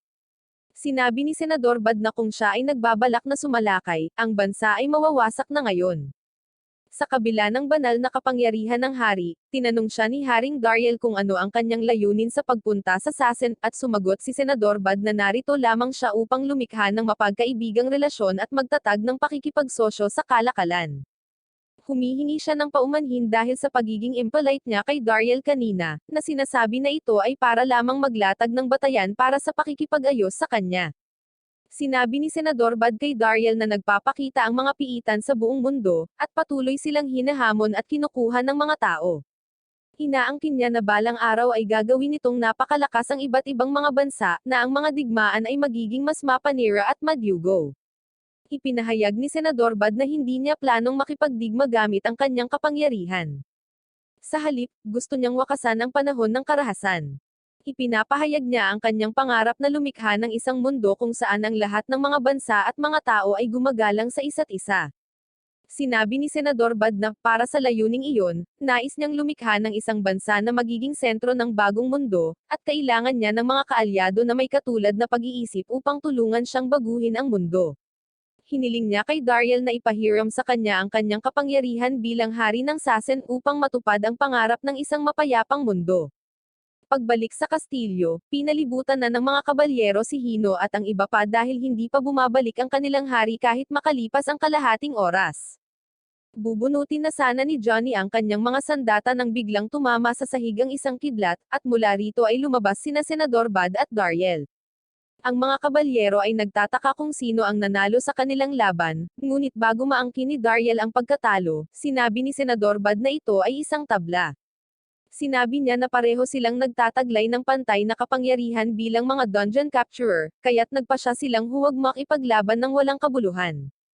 Nataranta ang mga kabalyero dahil ang hari lamang ang maaaring magkaroon ng kapangyarihan ng Diyos, ayon sa kanilang relihiyon. Sinabi ni Dariel na ang kapangyarihan ng piitan ay nagpakita lamang kapag ang mundo ay nasa kawalan ng timbang. Sinabi niya na sa ngayon, ang mundo ay patungo sa pinakamalaking krisis sa kasaysayan, at mas maraming piniling mandirigma ang nakakakuha ng kapangyarihan ng mga piitan. Sinabi ni Dariel na tinatanggap niya si Senador Bad bilang isang kaalyado, at ang mga kabalyero ay agad na nanumpa sa kanyang mga salita. Tinatanggap nila si Senador Bad sa Sasen na ikinagulat ni Mike. Nang maglaon, umalis si Mike sa kastilyo upang sumali kay Senador Bad. Nilapitan siya ni Dariel para magpaalam. Sinabi ni Dariel na ikinulong niya siya sa Sasen dahil sa kanilang mga paniniwala, ngunit ngayon ay iniisip niya na maaaring dahil ito sa kanyang selos. Inamin ni Dariel na noong siya ay kaedad ng kanyang anak, pinangarap din niyang lumabas ngunit hindi niya maipahayag ang kanyang mga kahilingan sa kanyang ama. Ngayon ay sinabi niya kay Mike na galugarin din ang mundo para sa kanya, at ang kanyang anak ay napaluha habang pinasalamatan niya ang kanyang ama. Hindi nagtagal ay narating niya si Senador Bad at ang kanyang mga kaibigan, at sinabing hindi siya makapaniwala na sa wakas ay makakalabas na siya. Sinabi sa kanya ni Senador Bad na kahit gaano siya kasabik, hindi niya dapat kalimutan na siya ay magtatrabaho para sa kanya ngayon. Ipinaliwanag ni Senador Bad na ang relasyon sa pagitan ng kanyang kumpanya ng kalakalan at Sasen ay higit pa sa mga relasyon sa kalakalan, at siya ang ambasador ng kanyang bansa. Biglang tumakbo roon si Sander at niyakap si Mike, nagtatanong kung bakit siya aalis nang hindi siya nakikita. Naiinis siya na lagi siyang iniiwan, at tinapik-tapik ni Mike ang kanyang ulo, sinabing sobra siyang nasobrahan sa kanyang mga isyo kaya hindi niya ito maasikaso. Tinutukoy niya ang kanyang mga salita bilang katotohanan, na hindi niya nais na ang kanyang mapanghimagsik na saloobin ay magdulot ng gulo para sa kanyang kapatid, at napaiyak si Sander. Sinabi niya sa kanyang kapatid na ipinagmamalaki niya ito dahil nagsumikap siya upang makamit ang kanyang ambisyon. Ngumiti si Mike at kino-comfort ang kanyang kapatid, hinihiling sa kanya na maging malakas at pagkatapos ay sumama sa kanya sa labas ng mundo. Sa pamamagitan nito, umalis si Mike kasama si Senador Bad para sa pagsisimula ng kanyang bagong buhay. Sa kabilang banda, ang lahat ng mga kabalyero ay nagtitipon sa harap ng kanilang banal na monumento, at tinanong nila si Dariel kung ang pagpapaalis kay Mike sa bansa ay ang tamang bagay. Iniisip niya na dahil kay Senador Bad, ang orthodox na bansa ng Sasen ay napilitang magbago sa unang pagkakataon sa mga siglo, at naniniwala siya na ito ay tadhana na itinakda ng Diyos. Kanina, nang matapos ang kanilang laban at humingi ng suporta si Senador Bad kay Dariel, sinabi niya sa kanya na ipinaalala niya sa kanya ang isang matandang alamat ng Sasen. Ayon sa alamat, ang mundo ay puno ng mga dumi nang dumating ang mga taga-Sasen sa bulubunduking lupaing ito.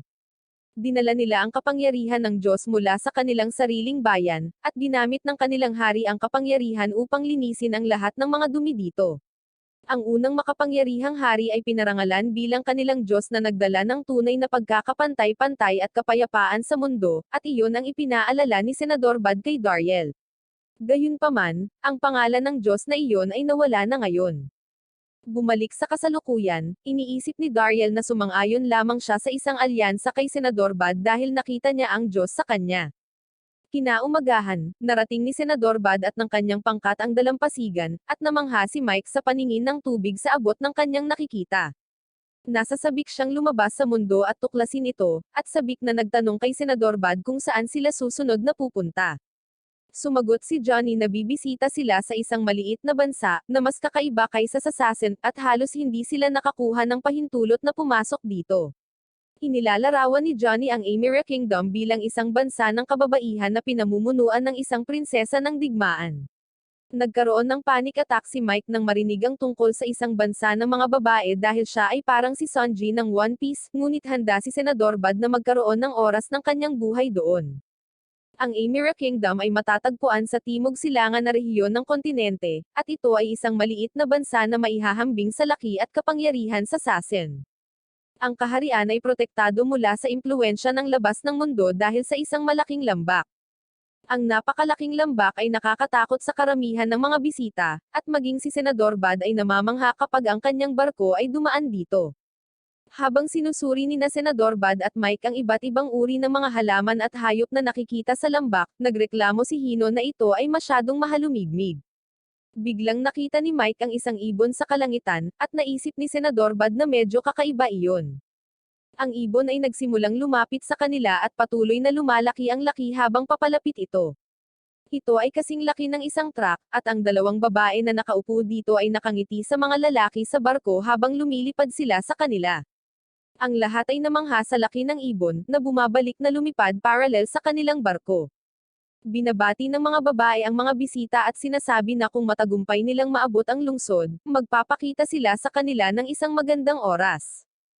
First time ni Mike na makarinig ng magandang salita, at namula siya habang sinasabi ng mga babae na papahirapan sila magdamag kahit magmakaawa sila na tumigil na sila. Gayunpaman, nang sabihin ni Senador Bad na tatanggapin niya ang kanilang imbitasyon at makita sila ngayong gabi, biglang kinabahan ang mga babae sa harap ng kanyang pagkalalaki at sinabing nagbibiro lang sila. Lumipad sila palayo pagkatapos, at si Johnny ay nagalit sa kung gaano sila kairresponsableng kumilos. Hindi nagtagal ay nakarating sila sa isang pansamantalang daungan, at ipinarode doon ang kanilang barko bago maglakad sa unahan. Hinahabol ni na Senador Bad at Mike ang magagandang pagkakataon kasama ang mga babae, kaya nauna silang tumakbo habang sinusundan sila ni na Johnny at Hino sa komportableng bilis. Gayunpaman, pagsapit ng gabi, bumigay na ang mga paa ni Senador Bad, at hindi na niya kayang makipagsabayan kay Mike at Johnny, na sanay na sa mga ganitong malupit na paglalakbay.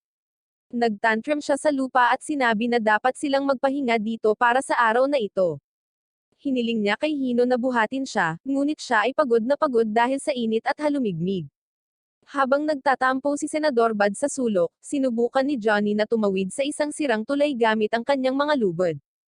Tinanong siya ni Mike kung hindi ba sila dapat huminto upang hayaang gumaling si Senador Bad, ngunit naniniwala si Johnny na magagawa niya ang lahat ng gusto niya, kaya hindi siya dapat ice-fall. Sinabi ni Mike na mukhang malaki ang tiwala niya kay Senador Bad, at napahiya si Johnny nang marinig iyon. Pagkatapos ay biglang, nagkaroon ng napakatalino na ideya si Senador Bad, at ginagamit niya ang kanyang Jin-equipped mode upang gamitin ang kapangyarihan ni Vladimir at lumipad sa kalangitan. Gayunpaman, itinali siya ni Johnny at pagkatapos ay nakuryente siya, na dinala siya sa lupa. Itinuro niya sa kanya na walang sino man sa Emira ang nakakaalam tungkol sa mga kagamitan sa genie at lumilipad na tao, kaya't mag-iingat sila kapag nakita nila siyang ganoon, at lilikha iyon ng maraming problema para sa kanila. Si Senador Bad ay natatakot kay Johnny, at siya ay walang magawa habang ang dating assassin ay nakatali sa kanya at dinala siya sa kabilang panig. Nagpapahinga sila kapag lumubog ang araw, at pagkatapos ay ipagpatuloy ang kanilang paglalakbay sa ilalim ng liwanag ng buwan. Sina Senador Bad at Hino ay nahihirapang maglakad magdamag, at sumuko sila ng maraming beses sa daan. Gayunpaman, matagumpay nilang narating ang Amiris sa pagsikat ng araw sa abot tanaw. Ang lungsod ay direktang itinayo sa mga pader ng lambak, at lahat ay gumagamit ng mga higanteng ibon upang maglakbay mula sa isang lugar patungo sa isa pa. Ang isa ay sumakay sa mga naglalakihang ibon, at ang isa sa kanila ay lumipad sa tapat ng grupo ni Senador Bad. Nagpasya silang magbigay ng respeto muna sa reyna ng Amirok, ngunit dahil mabaho sila pagkatapos ng walang tigil na paglalakbay, kailangan nilang maghanap ng mapagpahingahan at maghilamos muna. Lumapit sila sa ilang mga babae, tinanong sila kung mayroong anumang mga inn sa lungsod. Sinabi sa kanila ng mga babae na walang mga inn at pagkatapos ay sinabi na sila ay mabaho. Tinanong sila ni Johnny kung mayroong anumang lugar kung saan maaari silang maligo, at sinabi ng mga babae na maaari silang pumunta sa ilalim ng lambak para sa paglilinis or sa lugar na may pulang ilaw. Sinabi ni Senador Bad na dapat silang maligo sa red light na lugar dahil hindi sila maaaring magpakita ng ganito sa harap ng reyna, ngunit ibinaba ni Johnny ang ideyang iyon. Pumunta sila sa ilalim ng lambak para sa isang paglilinis, at sa daan, nakasalubong ni Johnny ang isang kaina-hinalang tao na may kakaibang haba ng ilong. Hindi nagtagal pagkatapos noon, sa wakas ay nakarating na sila sa palasyo ng reyna, at sinabihan sila ng gwardya na ingatan ang kanilang mga salita dahil hindi maganda ang kalagayan ng reyna ngayon. Lumuhad sila sa harap ng reyna, at ipinakilala ni Senador Bad ang kanilang sarili bilang Syria Trading Company, na gustong magtatag ng mga relasyon sa kalakalan sa Amirok. Gayunpaman, hindi nila namalayan na may kausap silang manika hanggang sa tumawa ang gwardya kanina. Lumapit siya sa trono, inihagis ang manika, at umupo sa trono. Ipinakilala niya ang kanyang sarili bilang Reyna Myra, na gusto lang silang asarin. Sinasabi niya na maraming bisita ang minamaliit siya dahil babae siya, kaya naman ayaw niya sa mga lalaki. Sinabi niya na binanggit sa kanilang mga liham na ang isang babae na nagngangalang Rina ang kanilang tagapayo, ngunit ang tanging nakikita niya ay mga lalaki. Ipinaliwanag ni Johnny na buntis si Rina, kaya hindi siya nakapunta rito. Kaya sinabi sa kanya ni Myra na umalis, wala siyang interes na makipag-usap sa mga lalaki, at welcome lang sila dito kung gusto nilang magka-baby sa mga babae ng Amirok. Nagmamakaawa at nakiusap si Johnny na makinig sa kanila, ngunit hindi pumayag si Myra, kaya tumayo si Senador Bad at lumapit sa kanya, nangako na hindi siya magtataksil sa kanya. Hinawakan niya ang kamay niya at hinayla siya palapit, humihiling sa kanya na magtiwala sa kanya. Nakangiti sa kanya si Myra, nagtatanong kung ganito na ba ang panliligaw niya sa mga babae sa buong mundo. Sa kasamaang palad, ang kanyang charm ay hindi sapat na malakas upang gumana sa kanya, at inilagay niya ang kanyang sibat sa tabi ng kanyang leeg bago pa niya ito mapansin. Sinabi ni Myra sa kanya na matututunan niya ngayon kung gaano kakilakilabot na subukang akitin ng isang babae para lamang ipagkanulo siya. Ipinatawag ni Myra ang kanyang mga bantay, at sinabihan silang kunin ang mga lalaki at ikulong sila. Biglang tumunog ang espada ni Senador Bad at ang staff ni Myra, at napagtanto niya na siya rin ay dungeon capturer. Nakilala rin ito ni Myra at inalis ang espada. Sinabi kay Senador Bad na kahit na siya ay kandidato sa hari, hindi nito binabago ang katotohanan na sinubukan niyang linlanggan siya. Sinabihan ni Myra ang kanyang mga bantay na malaman kung ano ang maaaring itago ng ibang lalaki, at inutusan silang alisin ang lahat. Sila ay sumisigaw at lumalaban, ngunit ang mga sitwasyon ay nabaliktad sa kanila, at sa lalong madaling panahon sina Senador Bad, Mike, at Johnny ay nasa gilid ng isang bangin, walang suot at natatakot. Sa utos ni Myra, itinulak sila ng kanyang mga gwardya pababa sa bangin, na sinasabing talagang hahayaan nilang atakihin sila kung babalik silang buhay. Si Hino naman, pinipigilan lang siya dahil isa siyang taga-imak, at nabalitaan lang ni Myra ang kakaibang pangangatawan nito. Plano niyang imbestigahan siya, at habang nangangamba si Hino na siya ay madaysek, may mas kakilakilabot na naghihintay para sa kanya, isang hukbo ng mga desperado na babae ang pumapaligid sa kanya, handang alisin ang bawat huling patak ng kanyang pag-ibig mula sa kanyang katawan. Sa kabilang banda, si Senador Bad at ang kanyang mga kaibigan ay nakaligtas sa pagbagsak. Plano niyang bumalik sa ibabaw sa lalong madaling panahon, ngunit una, hahanap muna sila ng mga dahon upang matakpan ang kanilang pagkalalaki. Nagsisimula silang maghanap ng daan palabas pagkatapos noon, ngunit walang paraan para umakyat. Isa pa, wala pa silang kinakain simula nang dumating sila sa Amira, at gutom na sila ngayon. Sa kabutihang palad, si Mike ay may ilang pagkain na nakatago sa kanyang turban dahil ito ay isang kaugalian ng Assassin Knights. Mayroon silang ilang nakakalito na drama tungkol sa kung paano hatiin ang pagkain sa pagitan nila, at sa huli, kinakain ni Mike ang isang piraso ng pagkain habang hinahati ni Senador Bud at Johnny ang isa pa. Matutulog na sila pagkatapos noon, at hindi nagtagal ay nagising si Senador Bud sa kakaibang sumisichit at dumadagandong na tunog. Nang imulat niya ang kanyang mga mata, nakita niya ang kanyang sarili at ang kanyang mga kaibigan na napapaligiran ng mga ahas. Nagpanik siya, itinapon ang mga ahas, at inilalayo ang kanyang mga kaibigan sa kanila sa lalong madaling panahon. Si Senador Bud ay sumuko na mabuhay ngayon, ngunit sinabi sa kanya ni Johnny na tumayo. Paimpal siyang lumalakad patungo sa mga ahas, kumuha ng isa, at sinira ito gamit ang kanyang mga kamay. Sinabi niya kay Senador Bud at Mike na sila ay kumikilos ng maluwag dahil sila ay nagugutom, at sinabi niya sa kanila na kainin ang ahas upang makakuha ng kaunting lakas. Tiniyak niya sa kanila na ganap na ligtas na kainin ang mga ahas dahil nakaligtas siya sa mga ito sa tuwing siya ay pupunta sa mga misyon ng pagpaslang. Kinakain nila ang mga ahas, at pagkatapos ay nagsimulang umangkop sa malupit na mga kondisyon ng lambak. Nag-iipon sila ng mga halaman at baging upang lumikha ng bahay, nagtatrabaho araw-araw upang maghanap ng mga paraan upang umakyat, at magpalipez ng gabing nagpapahinga pagkatapos kumain ng mga ahas. Hindi nagtagal, natapos ni Senador Bud ang pagbabalat sa mga ahas para sa araw, habang si Johnny ay ginawang magaspang na tela ang mga balat ng mga puno na matatagpuan sa rehiyon. Nakahanap si Mike ng isang piraso ng kahoy na naanod sa pampang, at balak nilang gamitin ito sa pagkukumpuni ng kanilang kubo. Pagkatapos nito, mayroon silang snake barbecue para sa tanghalian, at si Senador Bud ay nakahanap pa ng isang piraso ng rock salt. Pagkatapos ay nabalisa si Mike, tinatanong kung bakit sinasanay nila ang kanilang sarili na mamuhay dito.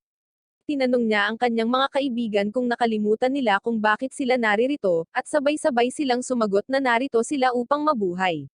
Napapasigaw na lang ang disyadong Mike sa mga sinabi nila. Sinabi niya sa kanila na sila ay nasa Amir Kingdom upang magtatag ng mga relasyon sa kalakalan, ngunit itinapon sila ng reyna sa bangin. Sinabi ni Senador Bud na mayroon siyang ilang konting alaala tungkol doon, ngunit hindi siya inabala ng mga ito, at mahinahon niyang tinatangkilik ang mga inihaw na ahas. Ganoon din si Johnny at sinasabing medyo kaaya-aya ang pamumuhay ng ganito. Bago sila pag-alitan ni Mike, ipinaliwanag ni Senador Bud na noong bata pa siya, kakaunti ang pagkain dahil sa digmaan, at nagtulungan ang mga tao upang mabuhay. Ngunit pagkatapos mamuhay ng marangya, nakalimutan niya ang kanyang pinagmulan, at ang pamumuhay sa ilalim ng lambak ay nakatulong sa kanya na makipag-ugnayan muli sa kanila. Hindi pa rin nakontento si Mike kahit na matapos na ang nakakapagpapaliwanag na lecture, at sinabi na gusto niyang makaalis sa lugar na ito sa lalong madaling panahon. Sa gabi, gumagala siya sa lambak na nag-iisip ng paraan upang makalabas. Ang pinakamalaking motibasyon niya ay ang babaeng nagsabi sa kanya na hahayaan siyang magsaya kapag bumalik siya sa ibabaw.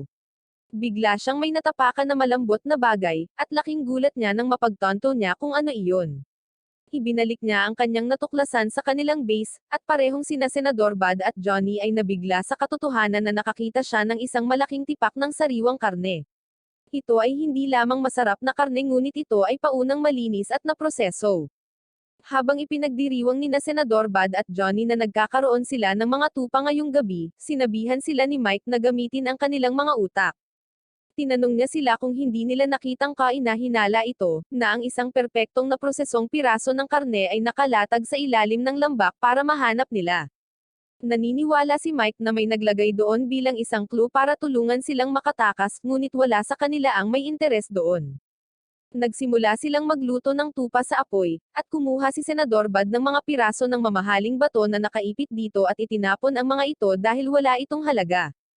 Si Mike ay labis na nawasak na kahit na ang mga mamahaling bato ay hindi makahadlang sa kanila ngayon, ngunit pagkatapos ay biglang nagbago ang loob ni Senador Bud. Sinabi niya kay Mike na ang pagtuklas na ito ay talagang makapagpapaalis sa kanila sa lugar na ito, at hiniling sa kanya na ipakita sa kanya kung saan niya natagpuan ang piraso ng karne. Dinala niya ang mga ito sa lugar kung saan niya natagpuan ang karne at nagulat ang lahat, mas maraming tipak ng sariwang karne ang nakalatag doon kahit wala sila sa araw. Agad na pumunta si Senador Bad upang tingnan ang isang piraso at nalaman na ito ay ganap na sariwa. Siya at si Johnny ay nagsimulang kolektahin ang mga ito upang kainin mamaya, at si Mike ay sumigaw sa kanila na huwag malihis. Sinaktan niya si Senador Bad, sinabi sa kanya na ang pagsisiyasat sa sanhi ng karne ay mas mahalaga bago kumain. Nang biglang, ang mga higanteng ibon mula sa Amira ay bumaba sa base ng lambak. Pinulot nila ang mga piraso ng karne at lumipad palayo, na nagpadismaya kay Senador Bad dahil kakainin sana nito ang lahat. Ang bawat huling piraso ng karne ay wala na, at si Mike ay nabalisa dahil nawala ang kanilang tanging clue para makauwi. Gayunpaman, comfort siya ni Senador Bad, na sinasabi sa kanya na ang kapalaran ay nasa kanilang panig. Itinapon pala ng mga babae ng Amira ang karne para damaykit sa kanila ang mga mamahaling bato, at pagkatapos ay ilalabas ng mga ibon. Higit na partikular, ginagamit nila ang kanilang mga alagang lalaki para sa trabaho. Napag-alaman ng in-charge sa site na ang kinalabasan ng mga bato ay bumababa kamakailan, at sinabi ng mga lalaki na hindi nila kasalanan dahil hindi bumabalik ang mga ibon. Sinabi ng babaeng kinauukulan na babawasan niya ang kanilang sweldo kung hindi sila makagawa ng mga resulta, ngunit ang mga lalaki ay nagsimulang kumilos ng kay takot-takot kaya siya ay sumuko. Sa ibaba, si Senador Bad at Johnny ay nag-iipon ng lahat ng karne na maaari nilang makuha, at si Mike ay muling nawasak dahil naisip niya na si Senador Bad ay nakahanap ng paraan upang makatakas. Nagsimula siyang umiyak na nagsasabing maaaring hindi na siya makaalis sa lugar na ito, ngunit sinabihan siya ni Johnny na magtiwala kay Senador Bad dahil palagi siyang may plano. Sinabi niya na maaaring gawing bagay ni Senador Bad ang anumang walang kabuluhang gawa na maaaring magbago ng kapalaran ng isang tao. Well, mukhang wala naman siyang plano sa ngayon.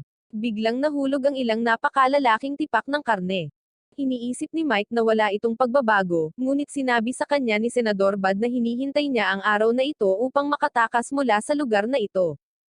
Hindi nagtagal, ang mga tipak ng karne ay inilabas sa ibabaw at habang sinisimulan ng mga lalaki na kunin ang mga mahahalagang bato mula sa kanila, si Senador Bad ay nagmukhang mula sa loob ng isang piraso.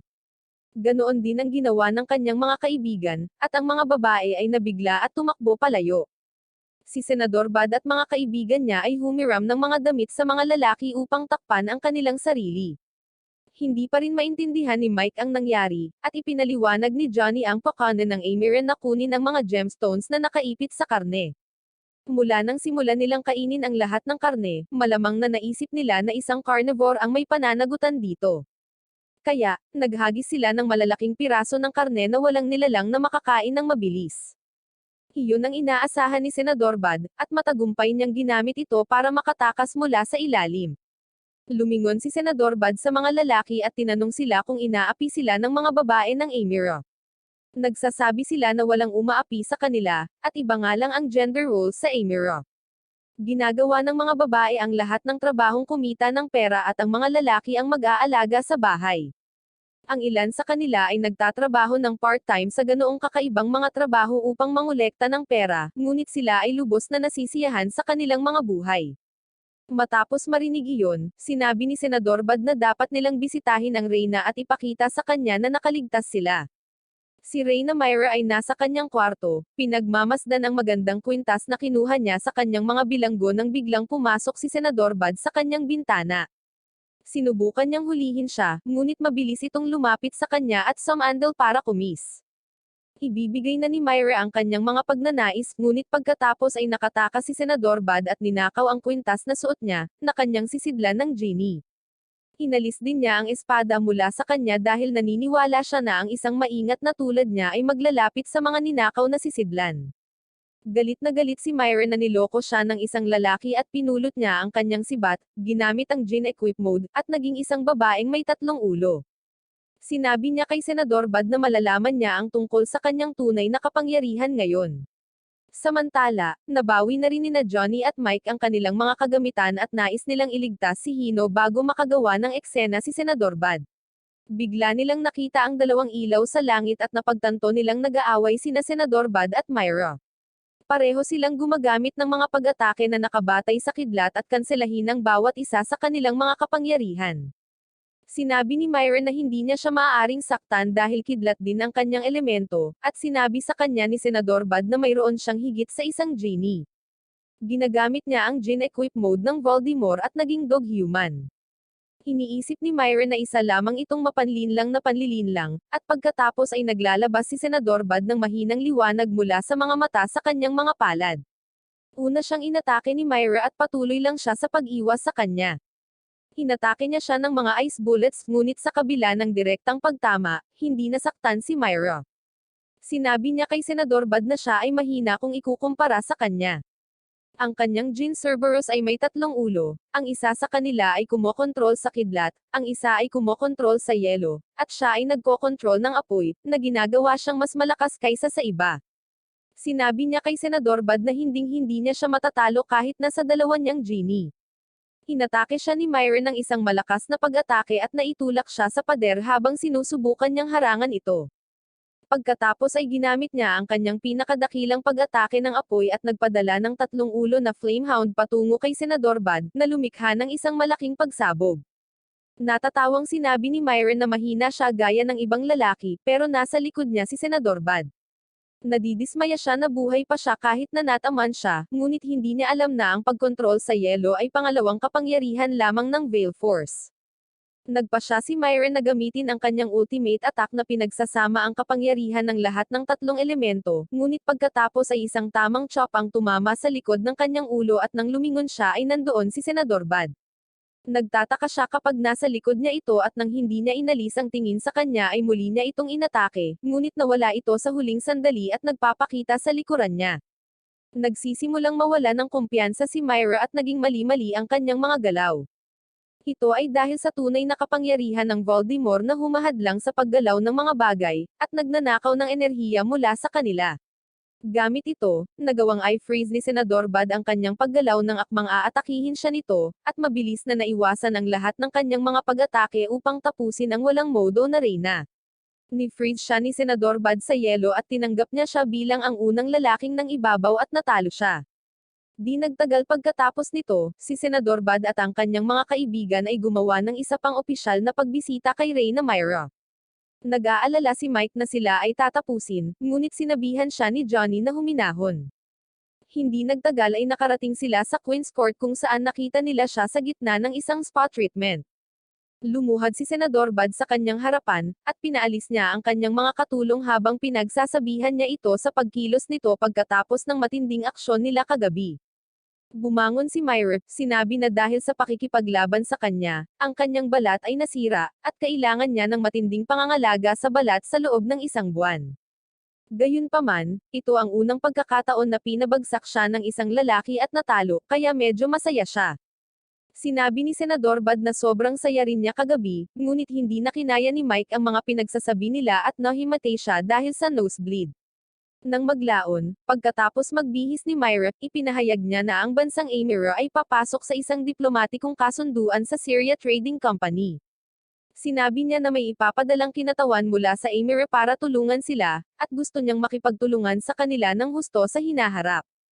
Pinasalamatan siya ni Senador Bud, at pagkatapos ay sinabi ni Myra na higit sa lahat ng ito, ayaw niyang maging kaaway niya ang isang katulad niyang lalaki. Tinanong niya siya kung ano ang kanyang tunay na layunin, at sinabi sa kanya ni Senador Bud na gusto niyang lumikha ng isang mundo na walang digmaan. Hinihiling niya ang kanyang kooperasyon sa paggawa nito, ngunit siya ay kainahinala. Sinabi ni Senador Bud na ang mga sisidlan ng genie ay lilikha ng isang malaking digmaan balang araw, na nagbabanta sa balanse ng mundo. Iyon ang dahilan kung bakit nais niyang lumikha ng isang malakas na alyansa sa mga katulad niyang pinuno, na maaaring pigilan ang anumang digmaan na mangyari. Ipinaalam niya kay Myra na kabilang sa mga kasalukuyang kakampi niya ang hari ng tribong Imak at ang Night King ng Sassen.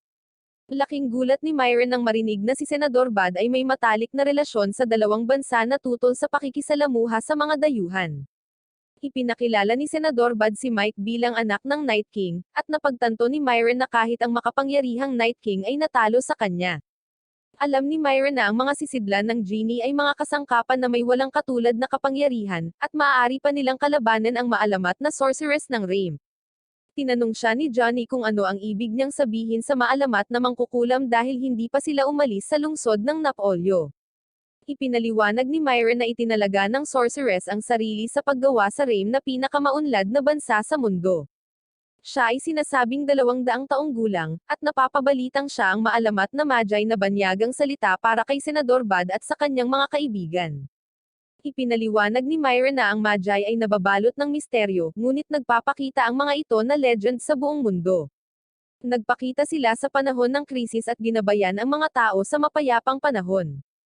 Kilala sila bilang mga dakilang sorcerer ng paglikha na maaaring pumili ng mga kandidatong hari.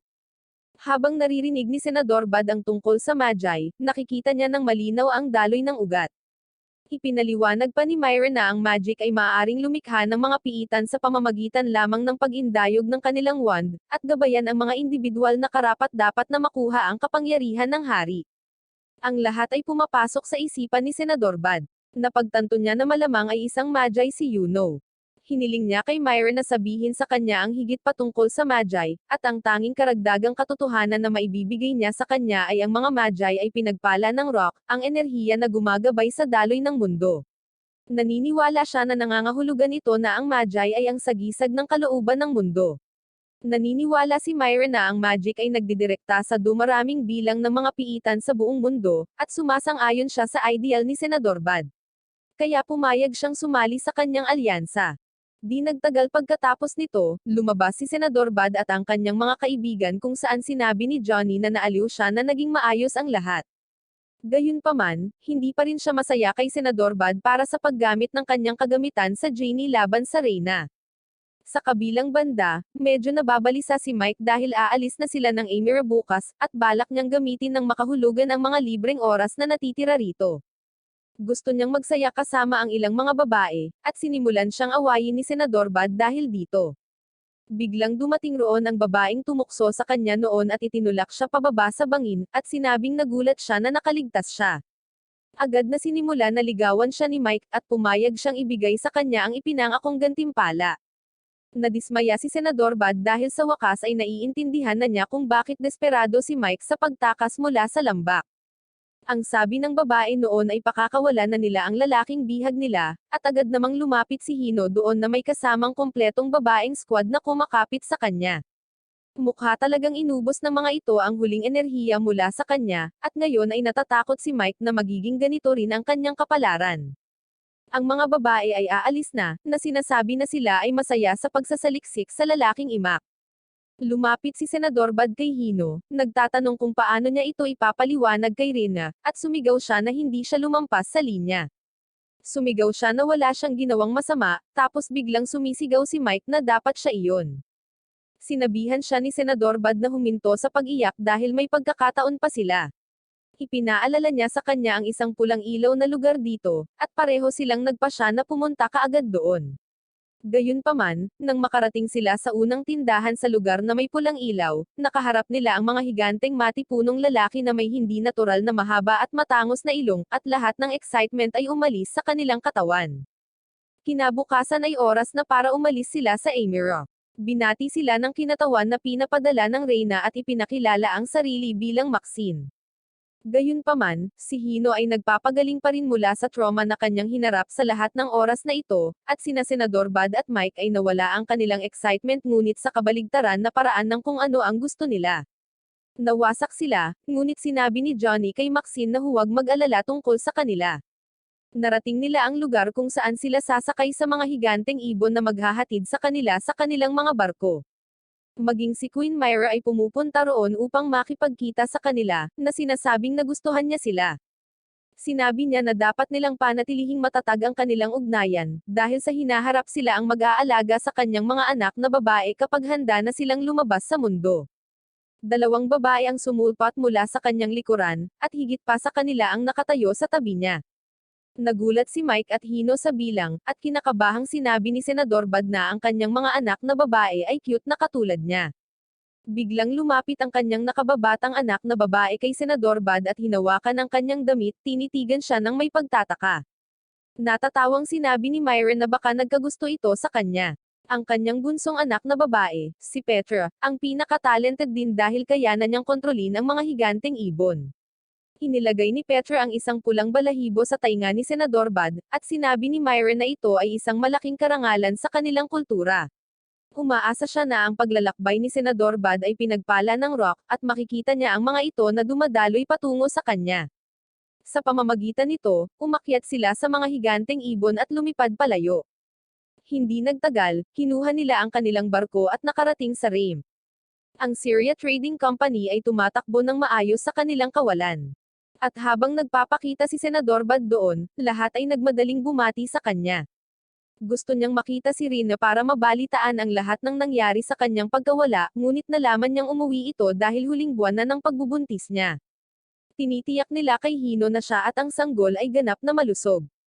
Napagtanto ni Senador Bud na dapat si Victor ang namumuno sa negosyo sa kanyang lugar, kaya binisita niya ang kanyang opisina. Doon ay nakita niyang abalang-abala si Victor sa mga papeles at nagulat siya nang mapansin niya si Senador Bud. Emosyonal siyang makitang muli ang kanyang amo, ngunit mas maraming trabaho ang binigay sa kanya ni Senador Bud. Nagtanong si Victor kung ano ang mga bill na ito, at sinabi ni Senador Bud na dahil bumalik siya, kailangan nilang mag-party. Sa party, ipinakilala ni Senador Bud ang mga bagong karagdagan sa kanyang team. Una niyang ipinakilala si Mike bilang anak ng Night King ng Sassen, at pagkatapos ay si Maxine bilang isang diplomat mula sa Emira. Sinabi niya sa lahat na si Mike ay walang asawa at naghahanap ng kasintahan, habang si Maxine ay nakakatakot kapag galit. Pagkatapos ay idineklara ni Senador Bud na ito ay simula pa lamang at ang Syria Trading Company ay patuloy na lalago. Ipinahayag niya na sila ang magiging pinakadakilang trading company sa buong Rame, at pagkatapos ay magtatag ng sarili nilang bansa. Nang maglaon, pumunta si Senador Bud sa balkonahe upang tamasahin ang ilang sandali ng katahimikan, at hinanap siya ng kanyang mga kaibigan. Sinabi niya sa kanila na ang Syria Trading Company ay naging napakalaki dahil lamang sa mga taong nakasalubong nila sa kanilang paglalakbay. Naaalala niya ang lahat ng mga taong nakaimpluwensya sa kanyang buhay, at naniniwala na mayroong isang malaking puwersa na nagbubuklod sa kanila. At kahit papaano ay nakikita ni Senador Bud ang dakilang puwersang iyon at ang lahat ng direksyon na maaari nitong tahakin. Nakikita niya ang daloy ng destiny sa harap ng kanyang mga mata, at alam niya kung aling landas ang tatahakin upang maabot ang kanyang layunin. Samantala, mabilis ngunit tahimik ang pagbabago ng mundo. Sa Pervaya, si Bravo ay nakakuha ng isang sisidlan ng genie, at si Drogel at ang prinsesa ay tumatakbo. Sa kabisera ng Rain, ang maalamat na Magi at isang pulang buhok na gladiator ay naghahanda para sa isang hindi tiyak na hinaharap sa ibang bansa. Ang Witch Felon ay nakikipagtulungan sa prinsipe, at si Yuno ay pinapanood lamang ang lahat na nangyayari. Habang nakakakita si Senador Bud ng meteor shower tulad ng nangyari noong kapanganakan niya, sinabi niyang espesyal siya. Ang 16 na anyos na si Senador Bud ay hindi alam kung ano ang hinaharap para sa kanya, ngunit anuman ito, hahamunin niya ito ng direkta at mananalo.